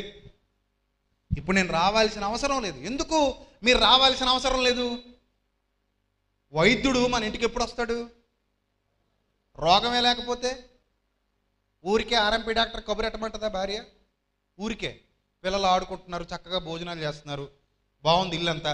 ఏమంటే ఎందుకైనా మంచిది ఒకసారి డాక్టర్ గారు కబురు పెట్టండి అంటదా? అందగదా? ఎందుకు అందు? అంత బాగుంది కదా. అంత బాగున్నప్పుడు మీరు వెళ్ళి, కొంతమంది ఉండి పిచ్చోళ్ళు హాస్పిటల్కి వెళ్తుంటారు, డాక్టర్ గారు ఏదోలాగా ఉందండి ఒకసారి ఏదో రాసేయండి అంటాడు. ఏముందని రాసేయమంటావమ్మా, నీకేమైనా పోయే కాలమా? అంత బాగానే ఉంది, నీ పిచ్చి నీ వెర్రి తప్ప నీకేమి లేదు, నువ్వు వెళ్ళమ్మా అంటాడు. అలా ఉంది పరిస్థితి. కాబట్టి అన్నీ బాగున్నప్పుడు వైద్యుడితో పని లేదు. నేను కొరింథుకు ఎందుకు రాలేదంటే, మీ యందు కనికరము కలిగినందున నేను మరలా కొరింథునకు రాలేదు. నా ప్రాణము తోడు ఇందుకు దేవునిని సాక్షిగా పెట్టుచున్నాను, మీ విశ్వాసము మీద మేము ప్రభువులమని ఎలాగూ చెప్పుటలేదు కానీ. బాగా వినాలి, ఏమంటున్నాడు? మీ విశ్వాసము మీద మేమెవరం కాదు, ప్రభువులము కాదు. మీ విశ్వాసము మీద మేము ప్రభువులమని ఎలాగూ చెప్పుటలేదు కానీ మీ ఆనందమునకు సహకారులమై ఉన్నాము, విశ్వాసము చేతనే మీరు ఎలా ఉన్నారట? నిలకడగా ఉన్నారు. మేము మీ ఆనందానికి ఎవరు? సహకారులు. విశ్వాసం ఎలా కలిగింది ఇంతకీ? వీళ్ళకి విశ్వాసం ఎలా కలిగింది చెప్పండి. వ్యక్తి వల్ల కలిగిందా? విశ్వాసం వ్యక్తి వల్ల కలిగిందా? లేదు ప్రియులారా. వినుట వలన విశ్వాసము కలుగును. వినుట వలన విశ్వాసము కలుగును. వినుట క్రీస్తును గూర్చిన మాట అనగా వాక్యం వల్ల వాళ్ళకి ఏం కలిగింది? విశ్వాసం కలిగింది. ఎప్పుడైతే వాక్యం మీద విశ్వసించారో మీ దగ్గరికి నేను రావాల్సిన అవసరతే లేదంటున్నాడు పౌలు. వాక్యం మీ దగ్గర ఉన్నప్పుడు నా గొప్పతనం ఏముంది? ఎందుకంటే మీ విశ్వాసం మీద మేము ప్రభువులము కాదు, మీ ఆనందానికి మేము సహకారులు అంతే. ఏ సేవకుడైనా సరే మీ విశ్వాసానికి ప్రభు కాదు. వాక్యం ప్రకటించి మీలో విశ్వాసాన్ని పెంపొందింపజేసేవాడే తప్ప, బాగా వినాలి, వాక్యం ప్రకటించి ఏ సేవకుడైనా మీలో విశ్వాసాన్ని, ఎవరి మీద విశ్వాసం? ప్రభువు మీద విశ్వాసం. వాక్యం ద్వారానే మీకు ఆ విశ్వాసం కలుగుతుంది. వాక్యాన్ని ప్రకటించి మీలో విశ్వాసాన్ని పెంపొందింపజేసేవాడే సేవకుడు తప్ప తన మీద మీకు విశ్వాసాన్ని పెంపొందింపజేసేవాడు సేవకుడు కాడు. తన మీద మీకు విశ్వాసాన్ని పెంపొందింపజేస్తున్నాడంటే అతడు సాతాను, సేవకుడు కాదు. అబద్ధపు క్రీస్తులు, అబద్ధపు ప్రవక్తలు వచ్చి సాధ్యమైతే ఏర్పరచబడిన వారిని సైతం ఏం చేస్తారు? మోసపుచ్చుతారన్నాడు. ఇదే అది అబద్ధపు క్రీస్తులు అనగానే నేనేదో క్రీస్తుని అని పేరు పెట్టుకునో లేకపోతే ఆయనకిలాగా అంగీ వేసుకునో రారు. విశ్వాసం వాళ్ళ మీద పెట్టుకుంటారు. మనం ఎవరిని విశ్వసించాలి? క్రీస్తుని విశ్వసించాలి. క్రీస్తు అంటే వాక్యం. వినుట వల్ల ఏం కలుగుతుంది? విశ్వాసం కలుగుతుంది. మన విశ్వాసానికి ప్రభువు ఎవరు? మన విశ్వాసానికి ప్రభు ఎవరు? వాక్యమే తప్ప వ్యక్తి కాదు. మన విశ్వాసానికి ప్రభువు వాక్యమే అయి ఉండాలి, వ్యక్తి అయి ఉండకూడదు. వ్యక్తి అయి ఉంటే దారి తప్పేశావు. సో వాక్యం నీకు ప్రభు అయినప్పుడు, నీ విశ్వాసానికి ప్రభు వాక్యం అయినప్పుడు నీకు ఎలాంటి డోకా లేదు. ఇక్కడ పౌలు గారు నిజమైన సేవకుడు మాట్లాడుతున్న మాట చూస్తుంటే ఎంత బాగుంది చూడండి. ఏమంటున్నాడు? నా ప్రాణము తోడు ఇందుకు దేవునిని సాక్షిగా పెట్టుచున్నాను. ఎవరట సాక్షి? దేవుడే సాక్షి, నేను అబద్ధం ఆడుట లేదు అంటున్నాడు. ఏమంటున్నాడు? మీ విశ్వాసము మీద మేము ప్రభువులమని ఎలాగూ చెప్పుటలేదు. మీ విశ్వాసం మీద ఎవ్వరు ప్రభువులు కారు. మనందరి విశ్వాసాల మీద ఎవ్వరు ప్రభువులు కారు. మనం వ్యక్తుల మీద కట్టబడలేదు. ప్రభువు పనిలో మనము ఎవరైనా సరే, మనమే కాదు ఎవరైనా సరే ప్రభు యొక్క పనిలో అనగా ప్రభు యొక్క సేవలో ప్రభువులో కొనసాగుతున్నాము అని అంటే మనము ఎవరికి ప్రభువులము కాము. మనం ఎవరికి ప్రభువులము కాము. మనం అందరికీ ప్రభువు ఒక్కడే. మనందరికీ ప్రభు ఒక్కడే. కనుక మనం ఒక వ్యక్తి మీద ఎప్పుడైతే కట్టబడతామో ఆటోమేటిక్గా మన జీవితాలు వ్యర్థమైపోతాయి ప్రియులారా, వ్యర్థమైపోతాయి. కాబట్టి పలానా చోటకి వెళ్ళానండి, వెంట్రుకలు బాగున్నాయండి. పలానా చోటకి వెళ్ళానండి, రోగం తగ్గిందండి. పలానా చోటకి వెళ్ళానండి, అప్పు తీరిందండి. ఎంత తప్పుగా చెప్తున్నావు తెలుసా నువ్వు? పలానా చోట వాక్యం విన్నానండి, బ్రతుకు మారిందండి. పలానా చోట వాక్యం విన్నానండి, లోకం మీద వ్యామోహం తగ్గిందండి. పలానా చోట వాక్యం విన్నానండి, ఉన్నదానితో సంతృప్తి కలిగి బతకటం నేర్చుకున్నానండి. పలానా చోట వాక్యం విన్నానండి, నీతిగా బతకటం నేర్చుకున్నానండి. పలానా చోట వాక్యం విన్నానండి, నాలో ఉన్న చెడ్డని తీసివేసి మంచి గుణాలను పెంపొందించుకున్నానండి. పలానా చోట వాక్యం విన్నానండి, దేవుని యందు భయభక్తులు నిలిపానండి. పలానా చోట వాక్యం విన్నానండి, పరలోకం ఎప్పుడు వెళ్ళిపోదామా అని బ్రతుకుతున్నానండి. పలానా చోట వాక్యం విన్నానండి, నా మట్టుకైతే బ్రతుకుట క్రీస్తు, చచ్చిపోతే లాభము అన్న భావన కలిగిందండి. ఎవరైనా చెప్తున్నారా? ఎవరైనా చెప్తున్నారా? ఎవరు చెప్పరు. ఎప్పటికండి మన క్రైస్తవ్యం బాగుపడుతుంది? ఎప్పటికండి మన క్రైస్తవ్యం బాగుపడుతుంది చెప్పండి? ఇన్ని అబద్ధాల మధ్య, ఇన్ని అసత్యాల మధ్య, ఎందరో ప్రజల విశ్వాసాల మీద ప్రభువులైపోయినటువంటి ఈ కడవరి దినాలలో ఎక్కడండి క్రైస్తవ్యం బాగుపడుతుంది? ప్రభువు పనిలో మనము ప్రభువులము కాము అన్న ఇంగిత జ్ఞానం చాలామందికి లేదండి. ఈరోజు చాలామందికి లేదు. నేను ప్రభువునా? నీ విశ్వాసం మీద నేను ప్రభువునా? నేను చెప్పినట్టు నువ్వు వినాలా? చెప్పు, నేను చెప్పినట్టు నువ్వు వినాలా? నేను చెప్పినట్టు నువ్వు వింటే నువ్వు ఒక భ్రష్టుడివి, భ్రష్టురాలివి. నేను చెప్పినట్టు నువ్వు వినకూడదు, నువ్వు చెప్పినట్టు నేను వినకూడదు. మన ఇద్దరం ఎవరు చెప్పినట్టు వినాలో తెలుసా? మన ఇద్దరం ఎవరు చెప్పినట్టు వినాలో తెలుసా? వాక్యం చెప్పినట్టు వినాలి. మన ఇద్దరం గైకొనాల్సిన ప్రమాణం ఏ ప్రమాణమో తెలుసా? వాక్య ప్రమాణాన్ని మనం గైకొనాలి. నువ్వైనా నేనైనా మనకివ్వబడిన కొలతలు, ఆ కొలమానం వాక్య కొలమానమై ఉండాలి. వాక్య కొలమానం ప్రకారంగా మనం బ్రతకాలి. ఇది వదిలేసి ఏం చెప్తున్నామండి మనం? వాటిక హెయిర్ ఆయిల్, డాబరామల, పారాషూటు, వీళ్ళు కూడా ఇలాగే చేసుకుంటారు పబ్లిసిటీ. చూశారు కదా మీరు కూడా టీవీలలో ఒక ఆవిడ బురదలో లారీ ఇరుక్కుపోతే జుట్టు ఎరబోసుకుని వస్తుంది. పిల్ల చూస్తే బక్క పలసగా ఉంటుంది, జుట్టు మాత్రం పొడవుగా ఉంటుంది. అందరూ తోస్తుంటారు కానీ బురదలోంచి లారీ బయటికి రాదు. లారీ అప్పుడు ఇలాగ అంటుంది, ముందుకు వస్తుంది, దానికి గడద్ది, లాక్కి వెళ్ళిపోద్ది. అప్పుడు కంపెనీ వాడు ఈ బలానికి కారణం నా ఆయిలే అని ముందుకు వస్తాడు. ఇది అడ్వర్టైజ్మెంట్. అలా లేదండి ఇది కూడా. ఇప్పుడు ఈయన దగ్గర ఆయిల్ వాడినందుకు ఇవిడికి ఇలాగా జుట్టు మొలిసింది. అది కథ, అసలు విషయం అది. ఈయన దగ్గర ఆయిల్ వాడినందుకు ఈమెకి ఏమైంది? జుట్టు మొలిసింది. ఇది అసలు క్రైస్తవ్యానికి ఏమైనా దగ్గరగా ఉందండి? ఇదండి విశ్వాసం అంటే. వినుట వల్ల కలిగిన విశ్వాసం ఇదండి. వినుట వల్ల కలిగిన విశ్వాసం. ఆవిడికి పరలోకం వద్దండి, ఆ చెల్లెమ్మకి. ఆ చెల్లెమ్మకి పరలోకం వద్దా? జుట్టు సరిపోద్దా? వాక్యం వద్దా? నిత్య జీవితం వద్దా? ఆ సరిపోద్దా? జుట్టు సరిపోద్దా? 12 అంగుళాలు పెరిగితే పరిశుద్ధాత్ముడు పెంచుతాడా ఘోరం కాకపోతే? చూశారండి, ఇది ఈరోజు క్రైస్తవ్యంలో జరుగుతున్న విధానం. ఇప్పుడు ఏంటంటే అక్కడికి వెళ్తే ఇలాంటివి జరుగుతున్నాయని అందరూ వెళ్ళిపోతున్నారు. జనం పెరుగుతున్నారంటే కారణం వాక్యం కాదు సుమా, గుర్తుపెట్టుకోండి. ఒక చోట జనం పెరిగిపోతున్నారంటే వాక్యం అయితే ఆనందమే. వాక్యాన్ని బట్టి పెరుగుతున్నారు జనం అంటే ఆనందమే. ఆనందపడాల్సిన విషయం. ఎందుకంటే పేతురు గారు ప్రారంభంలో 3000 మందికి బాప్తీసం ఇచ్చారు. దేన్ని బట్టి? వాక్యాన్ని బట్టే. సో ఇలా వాక్యాన్ని బట్టి జనం పెరిగారంటే ఆనందమే. కానీ అక్కడ వాక్యాన్ని బట్టి కాదు కదా. చీప్ ట్రిక్స్, అబద్ధాలు, నా దగ్గరకు వస్తే ఏమండి, ఈ మోసం ఎవరైనా చేయొచ్చు. అమాయకుల్ని లేపి అమాయకులతో ఏవేవో చెప్పించి ఈ విధమైన సాతాను సంబంధమైన మోసం, అది విశ్వాస సంబంధమైనది కాదు ప్రియులారా. ఒక సేవకుడు వాక్యాన్ని ప్రకటించి వ్యక్తుల్ని బలపరచాలి. మీ విశ్వాసాల మీద తాను ప్రభువుగా ఉండకూడదు. మీ విశ్వాసం మీద ఎప్పుడైతే తాను ప్రభువుగా ఉంటాడో అది చాలా ప్రమాదకరం. చాలా. మీ విశ్వాసం మీద ఏ వ్యక్తి ప్రభువుగా ఉండకూడదు. పలానా ఆయన్ని బట్టి నేను ఇలా ఉన్నానని కానీ, పలానా ఆయన్ని బట్టి ఇది జరిగిందని కానీ, పలానా ఆయన్ని బట్టే నేను ఇలా అయ్యానని కానీ, నో, మనం ఎప్పుడు మాట్లాడకూడదు.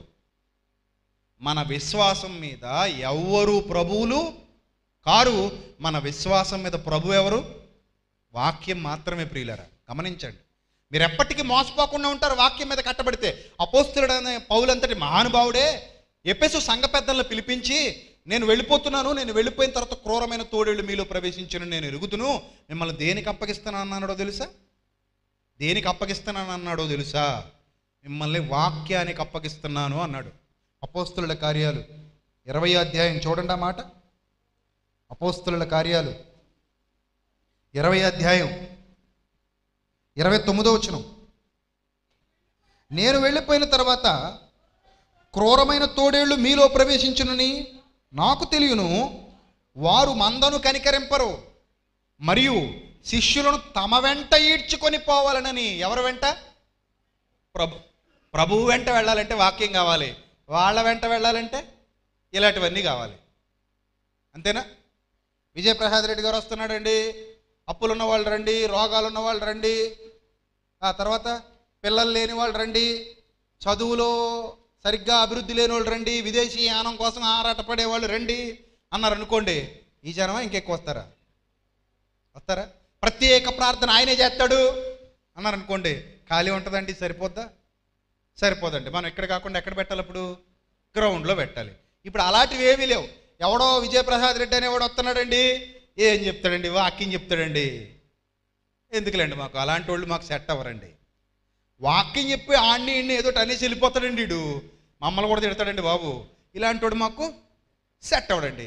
మాకేమైనా దూదు పరుపులా ఉండాలండి, మెత్తగా స్పాంజీ పరుపులాగా వాటర్ బెడ్లా ఉంటే ఒక రకంగా ఉంటుంది. అలాంటి వాడు ఎవడైనా వస్తే తీసుకురండి. ఏమండి, మన సైకాలజీ ఎలా ఉంది? అలా అంటే మీలో చాలామంది ఉంటారు, ఆ మోసం నేను చేయొచ్చు, కానీ ఒకరోజు దేవుడు నన్ను ఏం చేస్తాడో తెలుసా? నిలబెట్టి లెక్కడికి తొక్క తీసి పాతాళానికి తోసేస్తాడు. బడా నమ్మకమైన మంచి దాసుడా అండు. కాబట్టి నేను మీ విశ్వాసం మీద ప్రభువును కాను, అలానే నా విశ్వాసం మీద ఎవడో ప్రభు కాడు, ఏ మనుష్యుడు ప్రభు కాడు. మనందరి విశ్వాసం మీద ప్రభు ఎవరు? వాక్యం. అందుకే ఏమంటున్నాడు తెలుసా? వంకర మాటలు పలుకుచు మరియు శిష్యులను తమ వెంట ఈడ్చుకొని పోవాలని వంకర మాటలు పలుకు మనుష్యులు మీలోనే బయలుదేరుదురు. ఎవరి వెంట ఈడ్చుకుపోవాలట? తమ వెంట. అంటే ఇదిగో నా దగ్గరకు వస్తే, నా నూనె వాడితే, ఏమంటే అన్ని నూనెలు ఒకటి కాదా? ఎవరి నూనె వాళ్ళదేనా? హైదరాబాదులో నూనె వ్యాపారం చూస్తుంటే మతి పోతుందండి. ఈరోజు కొనేది మనమేనండి. మామూలుగా కిరాణా కొట్టు దగ్గర సావుకారే రేట్ అండి, ఒరిజినల్ రేటుకి ఇస్తున్నాడు. కిరాణా కొట్టోళ్ళు కొంచెం డబ్బులు పీనాసోళ్ళు అంటుంటారు మా ఊర్లో అయితే, కానీ ఆ పీనాసోళ్ళే రైట్ అండి, ఒరిజినల్ రేటుకి ఇస్తున్నారు. మన ఊళ్ళు అంతకంటే భయంకరులు అయిపోయారు. ఎంతరా నాయన, రూపాయి 2 రూపాయలు నూనె డబ్బా ఎంత అంటే, మా దగ్గర 30 రూపాయలని ఒకడు, మా దగ్గర 50 రూపాయలని ఒకడు, మా దగ్గర 100 రూపాయలని ఒకడు. కొనేవాడు ఉంటే అంతకైనా అమ్ముతారు మన వాళ్ళు, కొనేవాడు ఉంటే అంతకైనా అమ్ముతారండి. ఏమంటే నూనె అన్ని చోట్ల ఒకటి కాదా? ఒక్కో చోట ఒక్కో కొబ్బరి నూనె ఉందా? ఏ మనుషులండి. అంటే ప్రార్థన వల్ల, అతని శక్తి వల్ల రేటు పెరిగిపోద్దా? రేటు పెరిగిపోతే నువ్వు దైవజనుడు ఏంటి? రేటు పెరిగిపోతే నువ్వు దైవజనుడు ఏంటి? ఇదేమి దారుణం అండి. ఒక దైవజనుడు నాతో ఫోటో తీయించుకుంటే 10,000 అన్నాడు. నేను నీతో ఫోటో తీయించుకుంటే ఏమైనా ఫోటో బంగారం అయిపోద్దా? ఇటు కొంప తీసి నిన్ను ముట్టుకుంటే ఏమైనా బంగారం అంటుకుపోద్దా? ఫోటోకు డబ్బులు ఏమవుతాయండి? Camera అవతలుడిదే, phone అవతలుడిదే. నీ ఫోన్తో ఎలాగో తీసుకోడు, ఏదో అలా నిలబడతావు అంతే. కాసేపు పక్కన నిలబడినంత మాత్రం నీ దగ్గర నీకెందుకు 10,000 ఇవ్వాలి? నీకంటే సినిమా హీరోయిన్ అయ్యింది కదా, డెప్ మీద కొట్టినాక నువ్వు ఫోటో అయినా తీసుకొని ఎత్తున్నాడు. మొన్న ఒక ఆయన డెప్ మీద కొట్టేసాడు, డెప్ మీద కొట్టినా ఫోటో అయినా తీసుకొని ఎత్తున్నాడు. నీకంటే అతడైనా ఏం 10,000 అడగట్లేదు. నువ్వేంటి దారుణం 10,000 అడుగుతున్నావు? ఒకడేమో 5,000 అంటాడు, ఒకడేమో 2,000 అంటాడు, ఒకడేమో షేక్ హ్యాండ్ అంటాడు, ఒకడేమో అయ్యగారి ఇంటికి రావాలంటే ఒక టీవీ ప్రోగ్రాం స్పాన్సర్ చేయాలంటాడు. ఏంటండి ఆఫర్లు? ఏంటండి బంపర్ ఆఫర్లు? నువ్వు ఇంటికి వస్తే భోజనం ఖర్చు వాళ్ళకే లాసు, నీకు మళ్ళీ ఒక్క కూర వండితే సరిపోదు, 4-5 కూరలు అన్నీ వాళ్ళకే లాసు, మళ్ళీ నీకు ఎక్స్ట్రా డబ్బులు ఇవ్వాలా? ఇది ఎక్కడ దారుణం? మోసాలండి. ఇవన్నీ ప్రేమ అనరండి, దీన్ని ప్రేమ అనరు. ఇవన్నీ మన మధ్యనే జరుగుతున్నాయి. నేను ఇవన్నీ మాట్లాడతాను కాబట్టి నేనంటే చాలామందికి నచ్చదు. నాకేంటండి, నేను నచ్చకపోతే నాకేంటి? 20 ఏళ్ళు బతికేవాడిని 10 ఏళ్ళు బతుకుతాను, నష్టం ఏంటి? నష్టం ఏమి లేదు కదా. పోనీ 10 ఏళ్ళు బతికేవాడిని 5 ఏళ్లే బతుకుతాను, నష్టం ఏంటి? నా తినడానికి తిండి, నాకు ఉండటానికి ఇల్లు, నా కుటుంబం నాకు చాలు. తినడానికి తిండి ఉంది, నా ఇల్లు నాకు ఉంది, నా బతుకు నాకు ఉంది, అన్నిటికంటే గొప్పగా నా ప్రభు కృప నా మీద ఉంది, చాలు అనుకుంటున్నాను. కాబట్టి నాకు ఏ భయం లేదు. ఏ భయం లేనప్పుడు నాకేంటండి నష్టం? నేను నిజం చెప్పి చచ్చిపోవాలనుకుంటున్నాను కాబట్టి నిజమే చెప్తున్నాను. వింటే విను, లేకపోతే మానే. ఎవరిని బతిమారాల్సిన పని లేదు, ఎవరికి భయపడాల్సిన అవసరత లేదు. ఎందుకంటే నేనేం మీ మీద బతకట్లేదు కదా, నేనేమి మీ మీద బతకట్లేదు, మిమ్మల్ని ఏం దోచుకోవట్లేదు. సో నాకున్న ధైర్యం ఎవరికీ ఉండదు. ఇప్పుడు చూడండి ఏమంటున్నాడు? వంకర మాటలు పలుకు మనుష్యులు మీలోనే బయలుదేరుదురు, వారు మందను కనికరింపరు. కావున నేను 3 సంవత్సరాలు రాత్రింబగళ్ళు కన్నీళ్లు విడిచుచు ప్రతి మనుష్యునికి మానక బుద్ధి చెప్పి తిని. బుద్ధి అంటే వాక్యం. ఏం చెప్పి తిని? బుద్ధి చెప్పి తినని మీరు జ్ఞాపకము చేసుకుని మెలకుగా ఉండుడి. ఇప్పుడు దేవునికిని ఆయన కృపావాక్యమునకు మిమ్మును అప్పగించుచున్నాను అన్నాడు. దేనికి అప్పగించాడట? సంఘాన్ని, వాక్యానికి అప్పగించాడు. నా కింద మీరు బతకాలి, నేను చెప్పినట్టు మీరు వినాలి అనలేదండి. ఈరోజు ఇదే భావాల వల్ల మనుష్యులు చూసారు ఏమైపోయారు. కొన్ని చోట్ల మనం దొంగ బాబాలను చూస్తుంటాం. వాళ్ళ కాళ్ళకి దండం పెట్టుకుంటే 15,000. నెల్లూరు దగ్గర ఒక బాబా ఉన్నాడు, అతను కాలుకి దండం పెట్టాలంటే 15,000 కట్టాలి. మొన్ననే టీవీ 9లో చూపించారు ఆ బాబా గురించి. అమ్మ భగవాన్ అంటారు వాళ్ళని. భార్యాభర్తలు ఇద్దరు కూర్చొని ఉంటారు. అతని కాళ్ళకి దండం పెట్టాలంటే 15,000 కట్టాలి. అతనికి ఆశీర్వాదం పొందాలంటే 5,000 కట్టాలి. అతను తిన్న ఎంగిల్ తినాలంటే 2,000 కట్టాలి. చూసారా? అతను ఏమైనా పరలోకం దిగొచ్చాడా? అతను బాత్రూమ్కి వెళ్ళడేటి? అతనికి అరగదా? నీ శరీరం ఎలాంటిదో అతని శరీరం కూడా సేమ్ అలాంటిదే. ఆడు తాగిన పాలు తాగితే నీకేమైనా గొప్ప అయిపోద్ది అనుకుంటున్నావా? ఆ రొచ్చి పాలు తాగితే, కంపు పాలు, ఆడు సరిగ్గా మొహం గడుగుతాడో గడగడో నువ్వు చూసి వచ్చావా? ఆడి కాళ్ళ మీద పోసిన పాలు, ఆడి నెత్తి మీద పోసిన పాలు నువ్వు తాగేస్తావా? సిగ్గులేదు నీ బతుక్కి? ఆడేమన్నా గొప్పోడా? ఎక్కడి నుంచి దిగొచ్చాడా? బుద్ధిహీనత అంటారు దీన్ని. ఆడు ఎంగిల్ చేసింది నువ్వు తినేస్తావా? పాచిపళ్ళుతో తినేస్తావా? సిగ్గు లేదా బతుక్కి? కొన్నాళ్ళకి వాడు రెట్టేసినా తెచ్చేసుకుంటారు వెళ్ళి. ఇలాంటి దౌర్భాగ్యకరమైన జీవితాలు జీవిస్తున్న వాళ్ళు క్రైస్తవ్యంలో ఉన్నారంటే సిగ్గుచేటండి. దేవుడు మిమ్మల్ని ఉమ్మి వేసేస్తాడండి బయటికి. పొండ్రా బయటికి, మనుషుల మీద ఎలా కట్టబడ్డారు మీరు, మీవి ఒక బతుకులేనా అని అడుగుతాడు. ఏం సమాధానం చెప్తారు అప్పుడు?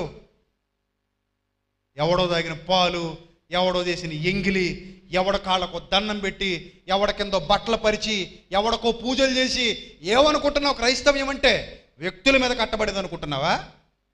ఈరోజు క్రైస్తవ్యంలో కూడా అలాంటి దొంగ బాబాలు ఉన్నారు. వాళ్ళ కాళ్ళు పట్టేసుకునేవాళ్ళు, వాళ్ళ మీద పువ్వులు చల్లేవాళ్ళు, వాళ్ళకి పూజలు చేసేవాళ్ళు, వాళ్ళ దగ్గర ఎంగిలి పాలు తాగేవాళ్ళు, వాళ్ళకి పాలాభిషేకాలు పొలాభిషేకాలు చేసేవాళ్ళు. బతుకులేనా అసలు? మీరు క్రైస్తవులేనా? మీరు అసలు క్రైస్తవులేనా? ఏం నేర్చుకుంటున్నారు? వాక్యం దాన్ని సమర్థించదు. పేతురు కంటే గొప్పోళ్ళ వాళ్ళు. కొర్నేలి శతాధిపతి పేతురు ఇంటికి వెళ్ళాడు. ఇంటికి వెళ్ళేసరికి శతాధిపతి ఏం చేశాడో తెలుసా? ఇమ్మీడియట్గా వెళ్ళి పేతురు గారి పాదాలు తాకబోయాడు వంగి. పేతురు గారి పాదాలు తాకబోతుంటే పేతురు ఏమన్నాడు తెలుసా? లేచి నిలువుము, నేను నీ వంటి మనిషినే, సర్వోన్నతుడైన దేవునికి నమస్కారం చేయి, ఆయన పాదాలు పట్టుకో, ఆయన్ని గౌరవించు, ఆయన్ని ఆరాధించు. నేను నీలాంటి మనిషినే, నీ విశ్వాసానికి నేను ప్రభువుని కాదు. ఏదో భీమవరంలో కూడా అలాంటి వాళ్ళు ఎవరు ఉన్నారని విన్నాను నేను. ఎవరు ఉన్నారని విన్నాను ఇక్కడ. ఎవరు? జాగ్రత్త, మీ ప్రాణాలకు మీరే ఉత్తరవాదులు. ఎవడు మిమ్మల్ని బాగు చేయలేడు. నాశనమే మీ జీవితం, నాశనమే మీ అంతం. ఒకవేళ కాదంటారా, వాక్యానుసారంగా నేను చెప్పేది తప్పని రుజువు చేయగలిగే కెపాసిటీ ఉన్నాడు ఎవడైనా ఇక్కడ ఉంటే పోనీ పిలిపించండి, మాట్లాడుకుందాం. అది మీ ఇష్టం. నాకు వాక్యంతో సమాధానం చెప్పేవాడు కావాలి. వ్యర్థమైన మాటలు మాట్లాడేవాడంటే ఐ డోంట్ కేర్, ఎవరినే పట్టించుకోను. వాక్యంతో సమాధానం చెప్పేవాళ్ళు ఉన్నారా? ఉండరు. ఎంతకాలం మోసపోతారు మీరు మాత్రం? ఎంతకాలం అంటే మోసపోతారు? వాక్యం మీకు అర్థం కావట్లేదా? క్రూరమైన తోడేళ్ళు సమాజంలో ప్రవేశించాయి. మీ విశ్వాసాల మీద ప్రభువులను ప్రకటించుకుంటున్నారు వాళ్ళు. మీ విశ్వాసాల మీద వాళ్లే ప్రభువులు. మీ విశ్వాసాల మీద వాళ్లే ప్రభువులు. ప్రభువే ఎక్కడా స్థితిలో లేడండి. ఎక్కడైనా యేసుక్రీస్తు ప్రభువారు పాలాభిషేకం చేయించుకున్నట్టు చూసారా? ఎక్కడైనా యేసుక్రీస్తు ప్రభువారు పూలాభిషేకం చేయించుకున్నారా? అంటే మీరు యేసు కంటే గొప్పవాళ్ళా? కొన్ని శిష్యులు ఎక్కడైనా చేశారు అలాగా? ఏసే చేయకపోతే శిష్యులు ఎందుకు చేస్తారండి? ఏసంతటి మహానుభావుడే పరిచారకుడుగా ఉన్నాడు. పరిచారకుడుగా శిష్యులు వెళ్ళి అడుగుతారు, ఎవరు గొప్పోడయ్యా మాలో అంటే ఏమన్నారు తెలుసా? ఒక్కసారి చూడండి మత్తయి సువార్త 20వ అధ్యాయము 27వ వచనం చూడండి ప్రియులారా. మత్తయి సువార్త 20వ అధ్యాయము 27వ వచనం. మీలో ఎవడును వాడు మీ దాసుడై ఉండవలెను, అలాగే మనుష్య కుమారుడు పరిచారము చేయించుకొనుటకు రాలేదు గాని పరిచారము చేయుటకు, అనేకులకు ప్రతిగా విమోచన క్రయధనముగా తన ప్రాణము ఇచ్చుటకు వచ్చెను. మీలో ముఖ్యుడై ఎవడైతే ఉండాలనుకుంటున్నాడో వాడు ఎలా మారిపోవాలన్నాడు? దాసుడు అవ్వాలి. నువ్వు ప్రభువు కాదయ్యా ఎవరి మీద, నువ్వు మనిషివి. గట్టిగా ఒక్కటి పీకితే పడుకుంటావు, అది మన పని. ఒక పిడుగు పడింది అనుకోండి చచ్చిపోతాం. నేనేమనండి కాళ్ళకు దండాలు పెట్టించుకోవడానికి, పూజలు చేయించుకోవడానికి. నేనేమన్నండి పాలాభిషేకాలు పూలాభిషేకాలు చేయించుకోవడానికి? నేను గట్టిగా పిడుగుపడితే చేస్తాను. నా ప్రాణం ఏ పాటిది ఇంతలో కనబడి అంతలో మాయమైపోయే ఆవిరి వంటి జీవితం కలిగి ఏంటయ్యా నీ బ్రతుకు, ఏం చూసుకునివో వెర్రవీగిపోతున్నావు? బిందెలు బిందెలు పాలు ఒక నెత్తి మీద పోసేస్తే చంటి పిల్లలు ఎందరో ఆకలితో చచ్చిపోతున్నారు. దౌర్భాగ్యుడా, రోడ్డు మీదకి వెళ్ళి చూడు, రోడ్డు మీదకి వెళ్ళి చూడు. పేద పిల్లలు ఎందరో ఆకలితో అలమటించిపోతున్నారు. వాళ్ళకి పాలు లేవు. ఆ పాలు ఏదో వెళ్ళి వాళ్ళ గొంతులో పోయిరా. ఈ నేల మీద ఎందుకు, వాడి ముష్టి మొహం మీద ఎందుకు? వాళ్ళ గొంతులో పోయి ప్రభు ప్రేమ చూపించి, అది నిజమైన దైవభక్తి అంటే. దిక్కులేని పిల్లల్ని ఆదరించటం. ఎవడి నెత్తి మీద పోస్తే ఏమొస్తుంది నీకు? ఎవడి కాళ్ళ మీద పోస్తే ఏమొస్తుంది నీకు? ఆ పువ్వులు పట్టుకెళ్ళి వాడి నెత్తి మీద పోసే బదులు ఆ పువ్వుల డబ్బులతో ఎవరికైనా 2 పులిహోర పొట్లాలు కొని పంచు. వాడి ఆకలైనా తీరుతుంది. నీ వైపు ఒక రకమైన సహృదయ భావంతో చూస్తాడు. ఆనందాన్ని అనుభవించు. అంతేగాని వ్యర్థమైన బ్రతుకుతూ మనం క్రైస్తవులు ఏంటండి? వ్యర్థమైన ఆలోచనలోకి వెళ్ళిపోయి మనం క్రైస్తవులు ఏంటండి? ఏదండి ప్రభు నామానికి మహిమ తీసుకొచ్చే కార్యాలు ఏవండి మన బ్రతుకులో? ప్రభు నామాన్ని మహిమపరిచే జీవితాలు ఏవండి మన దగ్గర? లేవు ప్రియులారా, లేవు. చూడండి, మీరు దాసులై ఉండాలంటే ఈరోజు చాలామంది ప్రభువులైపోయారండి. చాలామంది ప్రభువులైపోయారు. తమ్మును తాము హెచ్చించుకుంటున్నారు. వాక్యం కంటే నేనే ప్రభువుని, నా మాటే వేదం, నేను కూర్చోమంటే కూర్చో, నిలబడమంటే నిలబడు. బైబిల్ ఒకటి చెప్తే వీడు ఇంకోటి చెప్తుంటాడు. అసలు బైబిల్ కంటే గొప్పోడువా? బైబిల్ కంటే గొప్పోడువా? మొన్న ఎవరింటికో వెళ్ళాను. గుమ్మం దగ్గర ఏదో యంత్రం కట్టారు, దాని మీద యేసు ప్రభు బొమ్మ ఉంది. ఇదేంటయ్యా ఇదంటే, యేసుక్రీస్తు యంత్రం అండి అన్నాడు. యేసుక్రీస్తుకి యంత్రమా? ఊరు ఎక్కడి నుంచి వచ్చింది ఇది? ఏం ఏం ఏం చేస్తుంది ఈ యంత్రం? దిష్టి రాదటండి. ఓహో, ఎవరు చెప్పారు నాయన కొత్త వచనం? ఏ గ్రంథంలో ఉంది? బైబిల్లోనే ఉందా? బైబిల్లో ఉండవండి ఇలాంటివి. మా అయ్యగారు చెప్పారండి. ఈ రేఖ ముక్క తయారు చేయించింది ఎవరు? మా అయ్యగారేనండి. ఓహో, ఏం చేయమన్నారు? గుమ్మాన్ని కట్టేసుకోమన్నారండి. ఓన్లీ మీ అయ్యగారిని కట్టేయకూడదు ఇక్కడ? ఇంకా బాగుంటుంది కదా, లేదా నిన్ను కట్టేసుకో, మొత్తానికి దిష్టి తగలదు. ఏమి నేర్చుకుంటున్నామండి క్రైస్తవులుగా మనం? మనకి రేకు ముక్కలు ఏంటండి? మనకి దిష్టి ఏంటండి? మనకి రేకు ముక్కలేంటి, మనకి దిష్టి ఏంటి చెప్పండి? అంటే ఎవడో నీ మీద ఏమైపోయాడు? ప్రభు అయిపోయాడు. నీకు వాక్యం కాదు ఇప్పుడు. ఎవడో నీ మీద ప్రభు అయిపోయాడు కనుక నీకు వాక్యం కంటే అతని మాట ఎక్కువైపోయింది. రేకు ముక్క తీసుకెళ్ళి ఇంటికి తగిలించుకున్నావు. సో ఇవన్నీ ఆలోచిస్తుంటే క్రైస్తవ్యంలో ఏదో జరుగుతుంది, వింత క్రీడ. ఇది ముందే పసిగట్టాడు అపోస్తలుడైన పౌలు. అతనే చెబుతున్నాడు, వంకర మాటలు పలుకు మనుష్యులు మీలోనే బయలుదేరుదురు, వారు మిమ్మల్ని ఏం చేస్తారు? దారి తప్పించేస్తారు, వక్ర మార్గంలోనికి తీసుకుని వెళ్ళిపోతారు, వ్యర్థమైన ఆలోచనల్లోనికి తీసుకుని వెళ్ళిపోతారు, వాక్యానికి భిన్నంగా నడిపిస్తారు. మీ మీద వాళ్ళు ప్రభువులు అవుతారు. ప్రభు పనిలో ఎవరు ప్రభువులు లేరు. ప్రభు పనిలో అందరూ దాసులే. ఇంకా చూస్తారా? చూడండి, ఇంకా చూడండి ఏమంటున్నాడు. యేసుక్రీస్తు అంతటి మహానుభావుడే ఏమయ్యాడో చూడండి. ఫిలిప్పీలకు రాసిన పత్రిక 2వ అధ్యాయము చూడండి, మీ బైబిల్ ఓపెన్ చేసి. ఫిలిప్పీలకు రాసిన పత్రిక 2వ అధ్యాయము 7వ వచనం చూడండి. మనుష్యుల పోలికగా పుట్టి దాసుని స్వరూపము ధరించుకుని తన్ను తానే రిక్తునిగా చేసుకో. ప్రభువే ఏ రూపం ధరించుకున్నాడు? ప్రభువే ఎలా వచ్చాడు ఇక్కడికి? దాసుడిగా వచ్చాడు. నువ్వు ప్రభు అయిపోతే ఎలా? ప్రభువే ప్రభువై ఉండి ఏమయ్యాడు? దాసుడయ్యాడు. నువ్వు ప్రభువా? నువ్వు ప్రభువు కాదు. మరి నువ్వు ఎలా ఉండాలయ్యా? దాసుడిగా ఉండాలి. మరి నువ్వు ప్రభువు అయిపోతే ఎలా? నువ్వెప్పుడు ప్రభువు అయిపోయావు? నువ్వు ప్రభు కంటే గొప్పవాడు ఎప్పుడైపోయావు? నువ్వు ప్రభు కంటే ఉన్నతుడు ఎప్పుడైపోయావు? నువ్వు ప్రభు కంటే ఉన్నతమైన స్థానాన్ని ఎప్పుడు సంపాదించేసుకున్నావు? ప్రభువే నన్ను రక్షించిన మన ప్రభువు, నీ కోసం నా కోసం ప్రాణం ఇచ్చిన మన ప్రభువే ఏమైపోయాడు ప్రియులారా? దాసుడైపోయాడండి. ప్రభువే దాసుడైతే మన బ్రతుకెంత ప్రియులారా? ఆలోచించండి. ప్రభువే దాసుడైతే మన జీవితం ఏ పాటిదండి? మనం ఇంకెంత తగ్గాలండి. అందుకే అపోస్తలుడైన పౌలు ఏమంటున్నాడు చూడండి. అదే ఫిలిప్పీలకు రాసిన పత్రిక 1వ అధ్యాయం 1వ వచనం ఏమని ప్రారంభించాడు చూడండి. ఫిలిప్పీలో ఉన్న క్రీస్తు యేసునందలి సకల పరిశుద్ధులకును అధ్యక్షులకును పరిచారకులకును క్రీస్తు యేసు దాసులైన క్రీస్తు యేసు దాసులైన పౌలును తిమోతియు శుభమని చెప్పి వ్రాయునది. ఆహా, మహాభక్తులే ఏమంటున్నారు? దాసులము అంటున్నారు. మరి మనోళ్ళు ఏమైపోయారు? ప్రభువులు అయిపోయారా? నువ్వు ఎప్పుడయ్యా ప్రభు అయ్యావు? నువ్వు ఎప్పుడు ప్రభు అయ్యావు?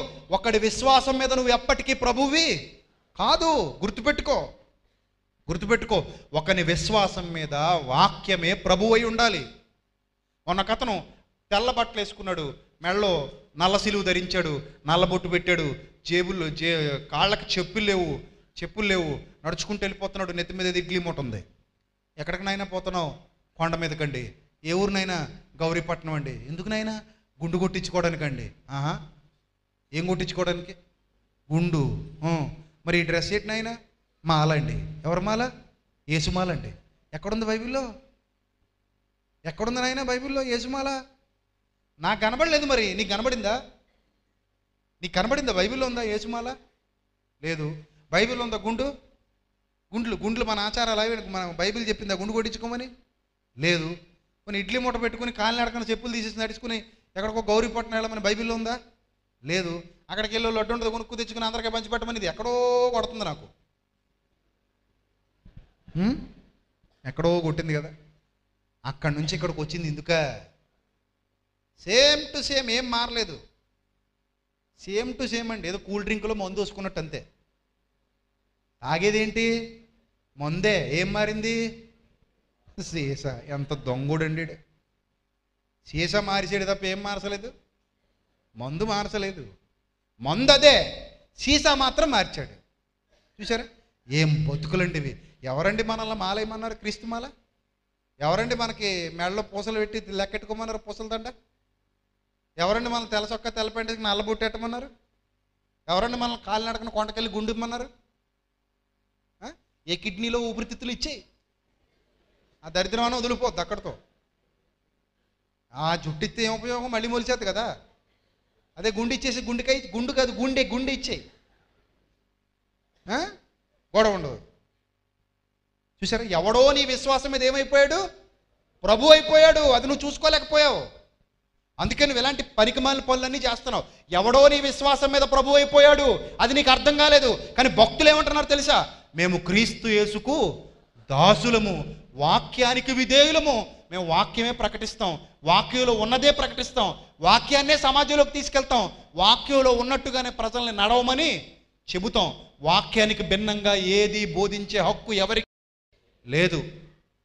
వాక్యంలో ఉన్నదే మనం బోధించాలి, వాక్యంలో ఉన్న దాని ప్రకారమే మనం నడుచుకోవాలి.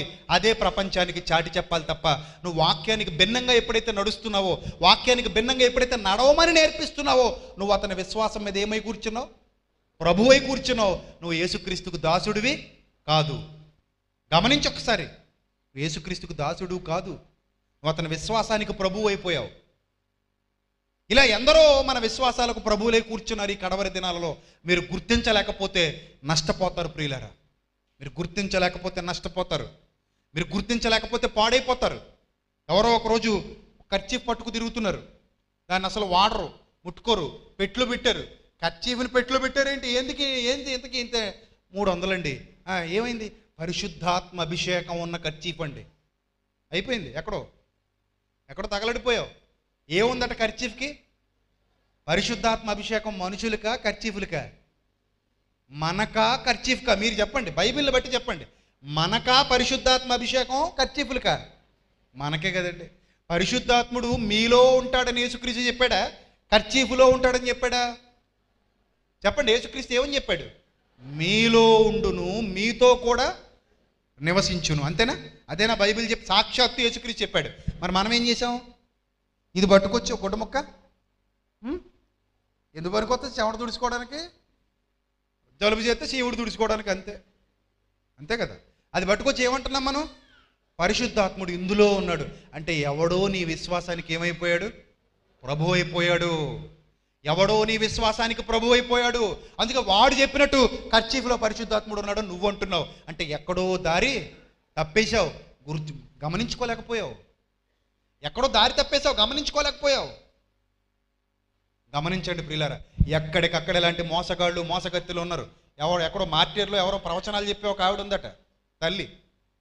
జనాలు తండోపతండాలుగా పోతున్నారట అక్కడికి, మార్టీర్. ఆ తల్లి చెప్పేదట భవిష్యత్తు. ఏది, నేను వెళ్తాను స్టెప్ మీద 3 కొడతానో 4 కొడతానో చెప్పమనండి, కరెక్ట్గా చెప్పలేరు. అబద్ధాలు, మోసాలు, మీ డబ్బును లాక్కోవటానికి, మిమ్మల్ని మోసగించడానికి ఇలాంటి వాళ్ళు చాలామంది తయారయ్యారు. ఇప్పటికైనా కళ్ళు తెరుచుకోండి బైబిల్ చూసి. మన మీద ఎవ్వరూ ప్రభువులు లేరు. మనం ఎవరికి ప్రభువులో కాదు. మనందరికీ ప్రభు ఒక్కడే. మనందరి మీద సుప్రీం పవర్ వాక్యం ఒక్కటే. ఆ వాక్యమే మనకి ప్రభువు. ఆ ప్రభు వాక్యమే ఏమై ఉన్నాను, దేవుడై ఉండెను. ఆ క్రీస్తే మనందరికీ ప్రభువు. యేసుక్రీస్తు అందరికీ ప్రభువు. కాబట్టి వాక్యం మీద మీ జీవితాలు కట్టుకోండి. వ్యక్తుల మీద కట్టుకుంటే మోసపోతారు ప్రియులారా. అందుకే భక్తులు అంటున్నారు, మేము మీకు ప్రభువులము కాము, మీ విశ్వాసమునకు మేము ప్రభువులము కాము, మేము మీ అందరికీ పరిచారకులము, మేము క్రీస్తు యేసు దాసులము. అందుకే మా కాళ్ళకి దండాలు పెడుతుంటేనే వద్దు నాయనా అన్నారు. అంతెందుకు, పౌలు గారికి కూడా దండలేసేసి పూజలు చేసేద్దామని తయారైపోతే పౌలు ఏమన్నాడు తెలుసా? బట్టలు చింపుకొని, పౌలు బర్నబాలు బట్టలు చింపుకొని ఏమంటారు తెలుసా? బాబు మీకొక దండం, మేము మీ వంటి మనుష్యులమే, ఆకాశమందున్న దేవుణ్ణి ఆరాధించండి, మేము మీకంటే గొప్పవాళ్ళము కాము, మేము మీలాంటి వాళ్ళమే. ఈ భూమి మీద ఉన్న ఏ సేవకుడైనా, ఏ విశ్వాసైనా అందరూ ఒకటే. ఎవరిని దేవుళ్ళులా చూడకండి. సత్యం చెబుతుంటే మాత్రం వినండి. వాక్యాన్ని బట్టి ప్రేమించండి, తప్పులేదు. సేవకుడిని ప్రేమించండి, పూజించకండి. దేవుణ్ణి ఆరాధించండి, సేవకుడిని ఏం చేయాలి? ప్రేమించు. అది సత్యం చెబితే. సత్యం చెప్పకపోతే నీకు దండం, నీకు నాకు సంబంధమే లేదు. అసలు నువ్వు ఎలా తెలుసు నాకు? వాక్యాన్ని బట్టి. వాక్యమే అబద్ధం చెబుతున్నప్పుడు నువ్వెవడో నాకెందుకు? నువ్వు ఎంత గొప్పడు అయితే నాకెందుకు? వాక్యాన్ని బట్టి నేను నిన్ను ఏం చేస్తాను? ప్రేమిస్తాను. నువ్వు వాక్యాన్ని గౌరవిస్తే నేను నిన్ను గౌరవిస్తాను. నువ్వు వాక్యాన్ని గౌరవించకపోతే నేను నిన్ను గౌరవించాల్సిన అవసరత లేదు. నేను నిన్ను తప్పించుకుని వెళ్ళిపోతాను. నీకు అసలు వందనాలు కూడా చెప్పాల్సిన అవసరత లేదు నాకు. అందుకే బైబిల్లో వ్రాయబడిన ఆ భక్తుల జీవితాన్ని, వాళ్ళ మాటల్ని జాగ్రత్తగా చూడాలి ప్రియులారా. ఈరోజు చాలామంది మనుష్యుల మెప్పు కోసం, మనుష్యుల గొప్ప కోసం, మేము అంత గొప్ప ఇంత గొప్ప అన్నట్టుగా ప్రజల్ని మభ్యపెడుతున్నారు, మోసగిస్తున్నారు. మా దగ్గరకు వస్తే ఇలా జరిగిందని టీవీలో చూపిస్తుంటారు, మా దగ్గరకు వస్తే ఈ విధంగా అయిందని టీవీలో చూపిస్తుంటారు. అవన్నీ నమ్మి మోసపోకండి. అక్కడ జరగని వాళ్ళు కూడా ఉంటారు, కానీ వాళ్ళకి మీకు చూపించరు. అర్థమవుతుందా? అదే ప్లేస్లో మాకేం జరగలేదండి అని చెప్పేవాళ్ళు కూడా ఉంటారు. అవన్నీ కట్ చేసేస్తారు. అన్ని కట్ చేసేసి వీళ్ళకి అనుకూలంగా మాట్లాడి మాత్రం మీకు బొమ్మ చూపెడతారు. మా దగ్గరికి మీరు కూడా రండి, ఇదిగో వీళ్ళందరికీ జరిగింది మీకు జరుగుద్దని ఎరేస్తారు. వాళ్ళ దగ్గర వాక్యం ఉండదు కాబట్టి ఇలాంటి అబద్ధాలు చూపించి ప్రజలను మోసగిస్తూ ఉంటారు. జాగ్రత్త ప్రియులరా. ఇప్పటికైనా కళ్ళు తెరుచుకోండి. మీ విశ్వాసానికి వాక్యమే ప్రభువు. ఎవ్వరు ప్రభువులు కాకూడదు. గుర్తుపెట్టుకోండి, కాకూడదు. మన విశ్వాసానికి సేవకుడైన విశ్వాసైన మన విశ్వాసానికి ప్రభువు వాక్యమే తప్ప ఏ వ్యక్తి కాకూడదు. మరొక వచనాన్ని చూపించిన మాటలు ముగిస్తాను. చూడండి జాగ్రత్తగా ఏమంటున్నాడు. పేతురు గారు రాసినటువంటి మొదటి పత్రిక 2వ అధ్యాయము 16వ వచనం. పేతురు గారు రాసిన మొదటి పత్రిక 2వ అధ్యాయము 16వ వచనం. స్వతంత్రులయుండి దుష్టత్వమును కప్పిపెట్టుటకు మీ స్వాతంత్రమును వినియోగపరచక దేవునికి దాసులమని లోబడి ఉండండి అన్నాడండి. ఎవరికి దాసులట? మనందరం దేవునికి. మనందరం ఎవరు? దాసులం. కనుక ఎలా ఉండాలట? దేవునికి లోబడి ఉండండి అన్నాడు. మరో మాట చూద్దాం. అదే పేతురు గారు రాసిన మొదటి పత్రిక 5వ అధ్యాయము. అదే పేతురు గారు రాసిన మొదటి పత్రిక 5వ అధ్యాయము 2వ వచనం జాగ్రత్తగా చూద్దాం. మొదటి నుంచి చూద్దాం. తోటి పెద్దను, క్రీస్తు శ్రమలను గూర్చిన సాక్షిని, బయలుపరచబడబోవు మహిమలో పాలివాడనైన నేను మీలోని పెద్దలను హెచ్చరించుచున్నాను. బలిమి చేత కాక దేవుని చిత్త ప్రకారము ఇష్టపూర్వకముగా. సేవ ఎలా చేయాలి? బలిమి చేత కాక దేవుని చిత్త ప్రకారము ఇష్టపూర్వకముగాను, దుర్లాభాపేక్షతో కాక. డబ్బు సంపాదించాలన్న దురాలోచన ఏ సేవకుడికి, ఏ విశ్వాసికి ఉండకూడదు. ఉండకూడదండి. ఎందుకంటే ఈరోజు కోట్లు సంపాదించిన వాళ్ళు మట్టిలోకి వెళ్ళిపోతున్నారు, ఏమీ లేనివాడు మట్టిలోకి వెళ్ళిపోతున్నాడు. కాబట్టి ఉన్నదానితో సంతృప్తి కలిగి బ్రతకటమే మన విధి. దుర్లాభాపేక్షతో కాక సిద్ధ మనస్సుతోనూ మీ మధ్యనున్న దేవుని మందను పై విచారణ చేయుచు దానిని కాయుడి, మీకు అప్పగింపబడిన వారిపైన ప్రభువులైనట్టుండక మందకు మాదిరులుగా ఉండండి. మనకు అప్పగింపబడిన వారి మీద మనము ప్రభువులము కాము. అర్థమవుతుందా? మనకు అప్పగింపబడిన వారి మీద మనము ప్రభువులము కాము. నీ బోధ ఎలా ఉండాలో తెలుసా? నువ్వు ఏది చేస్తే దాన్ని సమర్థించే విధంగా ఉండకూడదు. నీ బోధ దేవుని వైపు ప్రజల్ని నడిపించేదిగా ఉండాలి. నీ విశ్వాస జీవితం అలా కట్టబడాలి. ఇటు నుంచి అటు నుంచి కూడా చూసుకోవాల్సిన ప్రమాణం ఒక్కటే, మనమందరము ప్రభు వాక్యం మీద కట్టబడాలి. కట్టేవాడు ప్రభు వాక్యం మీద మనల్ని కట్టాలి. మనకి వాక్యమే ప్రభువై ఉండాలి తప్ప ఏ వ్యక్తి మన నెత్తి మీద ప్రభువై ఉండకూడదు. వాక్యం చెప్పినట్టు మనం నడుస్తున్నామంటే అది యథార్థమైన సంఘం, యథార్థమైన సేవ. అందుకే మీకు అప్పగింపబడిన మంద మీద అప్పగింపబడిన వారి మీద ప్రభువులైనట్టుండక మందకు ఎలా ఉండాలంటున్నాడు? మాదిరులుగా ఉండండి అన్నాడు. మందకు మాదిరిగా ఉండండి అంటే నువ్వు ఎవరికి లోబడిపోవాలి? వాక్యానికి లోబడిపోవాలి. సంఘాన్ని కూడా ఎవరికి లోపరిచేయాలి? వాక్యానికి లోపరిచేయాలి. నీ మీద ప్రభు వాక్యమే, సంఘం మీద కూడా ప్రభు ఎవరు? వాక్యమే. అందుకే అపోస్తలుడైన పౌలు అంటాడు, నేను మనుష్యుల మెప్పు కోరను. నేను ఎప్పుడైతే మనుష్యుల మెప్పు కోరతానో, నేను ఎప్పుడైతే మనుష్యులను సంతోషపెట్టు బోధ చేస్తానో, నేను అప్పుడే క్రీస్తు దాసుడను కాకపోదును అన్నాడు. గలతీ పత్రిక చూడండి, చివరిగా ముగించుకుందాం. గలతీ పత్రిక అపోస్తలుడైన పౌలు మాట్లాడుతున్న మాట ఎంత శ్రేష్టమైన మాట, ఎంత ఖచ్చితత్వంతో మాట్లాడుతున్నాడో మీరు చూడగలిగితే ప్రియులరా, గలతీలకు రాసిన పత్రిక 2వ అధ్యాయము 1వ అధ్యాయము 10వ వచనం. గలతీలకు రాసిన పత్రిక 1వ అధ్యాయము 10వ వచనం. ఇప్పుడు నేను మనుష్యుల దయను సంపాదించుకొని చూచున్నానా, దేవుని దయను సంపాదించుకొని చూచున్నానా? నేను మనుష్యులను సంతోషపెట్టగోరుచున్నానా? నేను ఇప్పటికీ మనుష్యులను సంతోషపెట్టువాడనైతే క్రీస్తు దాసుడను కాకయే పోదును అన్నాడండి. మనుష్యులను సంతోషపెట్టేవాడు ఎవరి దాసుడు కాదు? క్రీస్తు దాసుడు కాదు. మనుష్యులు ఇబ్బంది పడినా, మనుష్యులు నొచ్చుకున్నా మనం ఎవరిని సంతోషపెట్టాలి? ప్రభువును సంతోషపెట్టాలి. ఇప్పుడు మీ అందరికీ ప్రశ్న, చివరిగా ముగించుకుందాం. మీ అందరికీ ప్రశ్న, మీ అందరి విశ్వాస జీవితాలు ఎవరి మీద కట్టబడ్డాయి? ఒకసారి మీకు మీరే ప్రశ్న వేసుకోండి. దేని మీద కట్టబడ్డాయి? దేని మీద కట్టబడ్డాయి? ఎవరి మీద కట్టబడ్డాయి? ఇక్కడ మీకు ఒక చిన్న విషయాన్ని చెప్పి నా మాటలు ముగిస్తాను. మా అమ్మకి పెళ్ళైన తర్వాత చాలా సంవత్సరాలు పిల్లలు పుట్టలేదు. అలాగే ఆమె గొడ్రాలు కాదు. పెళ్ళైన 1 సంవత్సరానికో 2 సంవత్సరాలకో ఒక చిన్న పాప కడుపును పడి చనిపోయింది. తదుపరి 18 సంవత్సరాల వరకు పిల్లలు లేరు. చాలా గుడులు గోపురాలు తిరిగింది, చాలా హాస్పిటల్స్ కూడా తిరిగింది, ఎక్కడికి వెళ్ళినా పిల్లలు కలగలేదు. సో మా అమ్మకి ఎవరో చెప్పారు, పలానా చర్చికి వెళ్ళమ్మా, అక్కడికి వెళ్ళి ప్రార్థన చేయించుకో, పిల్లలు పుడతారు అని. చూసారా, అది విశ్వాసమా? విశ్వాసమా? వాక్యానుసారంగా అది విశ్వాసమే కాదు ప్రియులారా. చర్చికి ఎందుకు వెళ్ళాలో తెలుసా? రక్షణ నిమిత్తం వెళ్ళాలి, పిల్లల నిమిత్తం కాదండి. పిల్లల నిమిత్తం వెళ్తే ఏం లేదు, రక్షణ లేదు. రక్షణ నిమిత్తం వెళ్తే పిల్లలు లేకపోయినా నష్టం లేదు. పిల్లలు ఉన్నంత మాత్రాన రక్షణ వచ్చేస్తుందా? పిల్లలు ఉన్న వాళ్ళకే పరలోకం అన్నాడా దేవుడు? ఏదో పున్నామ నరకం నుంచి తప్పిస్తాడు అన్నట్టు పిల్లలు ఉన్న వాళ్ళకే పరలోకం దేవుడు అన్నాడు? అనలేదు కదండి. పిల్లలకి రక్షణకి అసలు సంబంధమే లేదండి. ఏదో వెళ్ళింది కదండి, వెళ్ళకపోతే ఎలా తెలుస్తుందండి అంటావా? అలా తెలిసే విశ్వాసం దేవుడు కోరుకోవట్లేదు. దేవుడు స్వచ్ఛమైన విశ్వాసమే కోరుకుంటున్నాడు. ఆ స్వచ్ఛమైన విశ్వాసం కోసమే సువార్తను సమాజంలో ప్రకటించండి. కోత విస్తారంగా ఉంది, కోయువారు కావాలి అన్నాడు తప్పది అబద్ధాల మీద నిలబెట్టుకోవాలన్న ఆలోచన దేవునిది కాదు. సో అమ్మ వెళ్ళింది.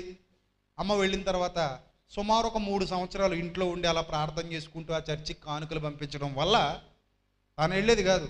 ఒకసారి వెళ్ళింది, ప్రార్థన చేయించుకుంది, నాన్నగారికి తెలియకుండా వచ్చేసింది. ఆ తర్వాత ఆ చర్చికి కానుకలు పంపించడం, తాను అలా ఇంట్లో ఉండి ప్రార్థన చేసుకోవడం. సో ఒక 3 సంవత్సరాలకు నేను కడుపును పడ్డాను. అప్పటి నుంచి ఇంకా మా అమ్మ ఫిక్స్ అయిపోయింది, పలానా అయ్యగారు ప్రార్థన అనేది. నేను ఎదిగిన తర్వాత అయ్యగారిలో బోలెడంత ధనాపేక్ష. అదే అయ్యగారికి ఆదికాండం ప్రారంభ అధ్యాయంలో ఉన్న సంగతులు కూడా తెలియవు. అయ్యగారు ఎప్పుడు ధనాపేక్ష పరుడే. అయ్యగారు ఎప్పుడు డబ్బు డబ్బు డబ్బు, ఏ ఆదివారం వెళ్ళినా డబ్బు గురించి ప్రసంగమే. ఆ అయ్యగారు ఇంటికి వచ్చాడంటే, డబ్బులు ఉన్న వాళ్ళ ఇంటికి అయితే రోజు వస్తాడు ప్రార్థన చేయడానికి, డబ్బు లేనుడి ఇంటికి గడపేదొక్కడు. నేను మొట్టమొదట వాక్యం బాగా చదువుకున్న తర్వాత మొట్టమొదట నిలదీసింది ఆ అయ్యగారినే. అప్పటి నుంచి ప్రేమ కాస్త శాపం అయిపోయింది. నన్ను డైరెక్ట్గానే దమ్ము లేక వాళ్ళ దగ్గర వీళ్ళ దగ్గర చేపించడం మొదలెట్టాడు. ఆ శాపాలు కాస్త మా అమ్మ దగ్గరికి వచ్చాయి. అప్పుడు మా అమ్మని అడిగాను, అమ్మా నేను ఏమైనా తప్పు చేశానా? వాక్యంలో ఉన్నవే కదా అడిగాను, మీరు ఇలా ఎందుకు చెప్పట్లేదు, ఇలా ఎందుకు చేయట్లేదనే కదా అడిగాను. అందుకని ఇతను ప్రార్థన చేస్తే నేను పుట్టానంటావా, దేవుడు నిన్ను కనికరించి నీ గర్భంలో నన్ను ఉంచితే నేను పుట్టానంటావా? ఎప్పటికైనా కళ్ళు తెరుచుకున్నావా?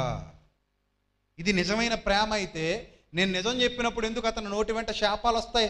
నోటి వెంట శాప వచనాలు రాకూడదు కదా. మా అమ్మ కళ్ళు కూడా వెలిగింపబడ్డాయి, దేవుడికి స్తోత్రం.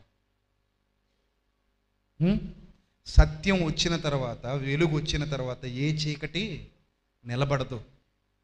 ఆ చీకటి వెలుగు లేనంత వరకే దాని హవా కొనసాగుతుంది. ఒక్కసారి వెలుగు వచ్చింది అనుకో, చీకట్లు విడిపోతాయి, చెల్లాచెదురైపోతాయి. వెలుగు ముందు చీకటికి స్థానమే లేదు. మీ బ్రతుకుల్లో కూడా అలాంటి చీకట్లో ఒకవేళ అలుముకుని ఉంటే ఇమ్మీడియట్గా వాక్యంతో వాటిని పారత్రోలండి. ఇంకా బాగా నేర్చుకోండి వాక్యాన్ని, ఇంకా బాగా చదవండి బైబిల్ని. ప్రభువా, నేను ఈ లోకం కోసం నిన్ను వెంబడిస్తున్నానా, రాబోయే మహాజీవితం కోసం నిన్ను వెంబడిస్తున్నానా? ఈ లోకం నాకు శాశ్వతమా, పరలోకం నాకు శాశ్వతమా? ఈ లోకం నాకు శాశ్వతమైతే నా ఆయుష్ ఇక్కడే స్థిరంగా ఉండిపోవాలి, కానీ నేను ఇక్కడ ఉండేవాడను కాను.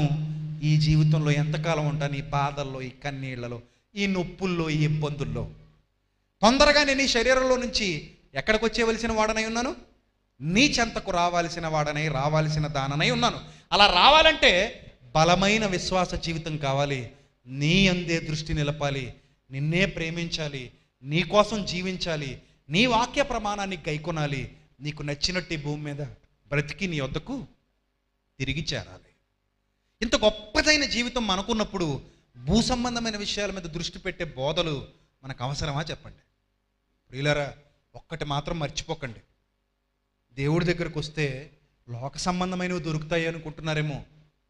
లోక సంబంధమైనవి ఎన్ని దొరికినా అసలైనది దొరకకపోతే మీకు ఈ లోకం తృప్తిని ఇవ్వదు. ప్రియులారా, మీరు అనుకునేట్టుగా డబ్బులు ఉన్నవాళ్ళు ఈ సమాజంలో చాలామంది ఉన్నారు. డబ్బు వాళ్ళకి ఆనందాన్ని ఇవ్వట్లేదు. గొప్ప గొప్ప ఉద్యోగాలు చేసేవాళ్ళు ఉన్నారు, వాళ్ళకి ఆనందం లేదు. గొప్ప గొప్ప స్థితిలో ఉన్నవాళ్ళు ఉన్నారు, వాళ్ళకి ఏ విధమైన ఆనందాలు లేవు. అలాగని లోక సంబంధంగా ఆనందంగా ఉన్నవాళ్ళు కూడా ఉన్నారు, వాళ్ళకి ఏ బాధలు లేవు. కొంతమంది ఉంటారు చూడండి, ఎప్పుడు ఎంజాయ్, డబ్బు ఉంటుంది, ఆస్తులు ఉంటాయి, అంతస్తులు ఉంటాయి, ఆరోగ్యం ఉంటుంది, హాయిగా బ్రతుకుతారు. సిటీలోకి వెళ్ళి చూడండి, వాళ్ళ బైక్లే 200 మీద 300 మీద వెళ్తుంటాయి. అప్పుడప్పుడు బ్రిడ్జీలు అవి గుద్దెత్తుంటాయిలేండి. వాళ్ళకి ఇక అడ్డు అదుపు ఉండదు. అలాగని చావు వరకేనండి ఇవన్నీ, గుర్తుపెట్టుకోండి. చావు వరకే. చావు తర్వాత ఇక వాళ్ళకి సుఖమే ఉండదు ప్రియులారా, సుఖమే ఉండదు. అక్కడితో వాళ్ళ సుఖాలు కట్. మీరు కూడా అలాంటి బతికే కావాలని కోరుకుంటున్నారా? మనుషుల మీద విశ్వాసం ఉంచండి, మనుషులు మీకు ప్రభువులుగా పెట్టుకోండి, వాక్యాన్ని వదిలేయండి, మీకు నచ్చినట్టు బతకండి. ఎవడికి పాలాభిషేకాలు చేస్తే చేసుకోండి, ఎవడికి పూలాభిషేకాలు చేస్తే చేసుకోండి, మీ సాగు మీరు చావండి, నాకేం సంబంధం లేదు. లేదు, ఒక మహాలోకాన్ని స్వతంత్రించుకుని ప్రభువుతో యుగయుగాలు ఉండాలనుకుంటున్నారా? వాక్యం మీద నిలబడండి, సత్యం మీద ప్రతిష్ఠ అయిపోండి, మీ హృదయాల్లో వాక్యానికి చోటు ఇవ్వండి, ఇంకా వాక్యం లోతుల్లోనికి వెళ్ళండి, ఇంకా బాగా నేర్చుకోండి. అందుకే మేము ఎప్పుడు చెప్తాం, ఐఫర్ గాడ్ వాట్సాప్ గ్రూపుల ద్వారా చాలామందికి ఉచితంగా ప్రతిరోజు వాక్యాలు పంపిస్తున్నాం. మేము ఎవరిని, బాబు మీరు మా వాక్యానికి రేట్ ఎంత, మీరెంత అంత అని మేము అడగట్లా. ఉచితంగా వాట్సాప్ నెంబర్ ఇస్తే చాలు, వాళ్ళ ఐఫర్ గాడ్ గ్రూప్లో స్త్రీలకు స్త్రీలు, పురుషులకు పురుషులు ప్రత్యేకంగా పెట్టి వాళ్ళకి ప్రతిరోజు వాక్యాన్ని పంపిస్తున్నాం. మిమ్మల్ని బలపరచాలన్నదే మా సంకల్పం తప్ప, మిమ్మల్ని ప్రభువులో నిలబెట్టాలన్నదే మా యొక్క ఆలోచన తప్ప వేరే ఏం కాదు. ఇంకా ఇలాంటి వాక్యాలు మీరు ఇంకా లోతైన జ్ఞానం నేర్చుకోవాలనుకుంటే బయట స్టాల్ దగ్గర ఆ గేట్ దగ్గర బుక్ పట్టుకుని ఒక అబ్బాయి కూర్చుంటాడు. మీ వాట్సాప్ అకౌంట్ ఉంటే నెంబర్ ఇచ్చి వెళ్ళండి. స్త్రీలకు స్త్రీలు, పురుషులకు పురుషులు. ప్రతిరోజు మీ మొబైల్కి వాక్యం వస్తుంది. శ్రద్ధగా వినండి. మీ సంఘంలో సత్యవాక్యం బోధిస్తుంటే ఇంకా శ్రద్ధగా అక్కడ కూడా నేర్చుకోండి. అయ్యగారు చెప్పినట్టు వినండి. సత్యవాక్యం బోధిస్తుంటే మీ సంఘాలు బలపరచబడాలి, మీరందరూ కట్టబడాలి, మీ విశ్వాస జీవితాలు అభివృద్ధి పొందాలి, మీరు పరలోకం వరకు రావాలి. అది ప్రభు సేవకుడిగా, ప్రభు దాసుడిగా నా యొక్క ఆశ, ఆకాంక్ష. అట్టి ధన్యత దేవుడు మీకు అందరికీ అనుగ్రహించి ఈ కడవరి దినాల్లో మోసగాళ్ల చేతిలో మీరు పడిపోకుండా, మీరు మోసపోకుండా కాపాడాలని మనస్ఫూర్తిగా మీ సోదరుడిగా కోరుకుంటూ నా మాటలు ముగిస్తున్నాను. అట్టి వివేకము దేవుడు మీకు సమృద్ధిగా ఈ వాక్యం ద్వారా అనుగ్రహించునుగాక. తలలు వంచండి, ప్రార్థన చేసుకుందాం. క్రీస్తు యేసునందు మమ్మల్ని అతి మిక్కిలిగా ప్రేమించిన మా కన్న తండ్రి, మీ పిల్లలకు విలువైన మీ జ్ఞానాన్ని అందించడానికి మీరు చూపించిన గొప్పదైన కృపను బట్టి హృదయపూర్వకముగా కృతజ్ఞతాస్తుతులు చెల్లిస్తున్నాను తండ్రి. తెలియక మోసపోతున్న వారిని కాపాడండి. మీ సన్నిధి కాంతి వారి మీద ప్రకాశింపచేయండి. ప్రభువా, మమ్మల్ని శత్రువులుగా భావిస్తున్న వారిని కూడా క్షమించండి తండ్రి. మాకెవ్వరూ శత్రువులు లేరు తండ్రి, అది మీరు ఎరిగి ఉన్నారు. కేవలం మీ వాక్యాన్ని బట్టి మేము మాట్లాడుతున్నాం తప్ప వ్యక్తిగత కక్షలు, ద్వేషాలు మాకు లేవు తండ్రి.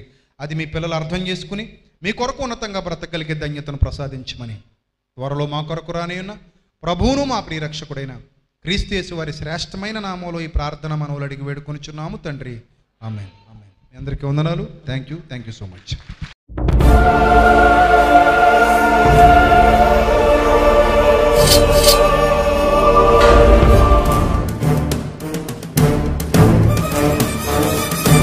ఆది నీవే, అంతం నీవే, ప్రభవం నీవే, ప్రళయం నీవే, అల్ఫయు నీవే, ఓమెఘయు నీవే, విలయం నీవే, స్థిర నిలయం నీవే. గగనం భువనం సకలం నీవే, జగతిని నడిపే జ్యోతివి నీవే. సమరం అమరం సర్వము నీవే, అన్ని నామాలు ప్రణమిల్లే సర్వోన్నత నామం నీవే, సర్వోన్నత నామం నీవే.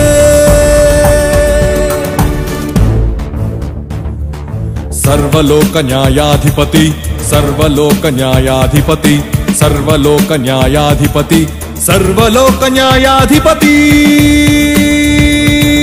సర్వలోక న్యాయాధిపతి వాకిట నిలిచియున్నాడు. జనములందరికి ఫలమిచ్చుటకు తీర్పు తీర్చబోతున్నాడు. సర్వలోక న్యాయాధిపతి వాకిట నిలిచియున్నాడు. జనములందరికి ఫలమిచ్చుటకు తీర్పు తీర్చబోతున్నాడు. వేల దూతలతో, బూరధ్వనులతో, మేఘమండలము పైన యూదా గోత్రపు కదమ సింహముతో కదలి వస్తుంది సేన. క్రీస్తు న్యాయపీఠం ఎదుట ప్రత్యక్షం కావాలందరూ. క్రీస్తు న్యాయపీఠం ఎదుట ప్రత్యక్షం కావాలందరూ.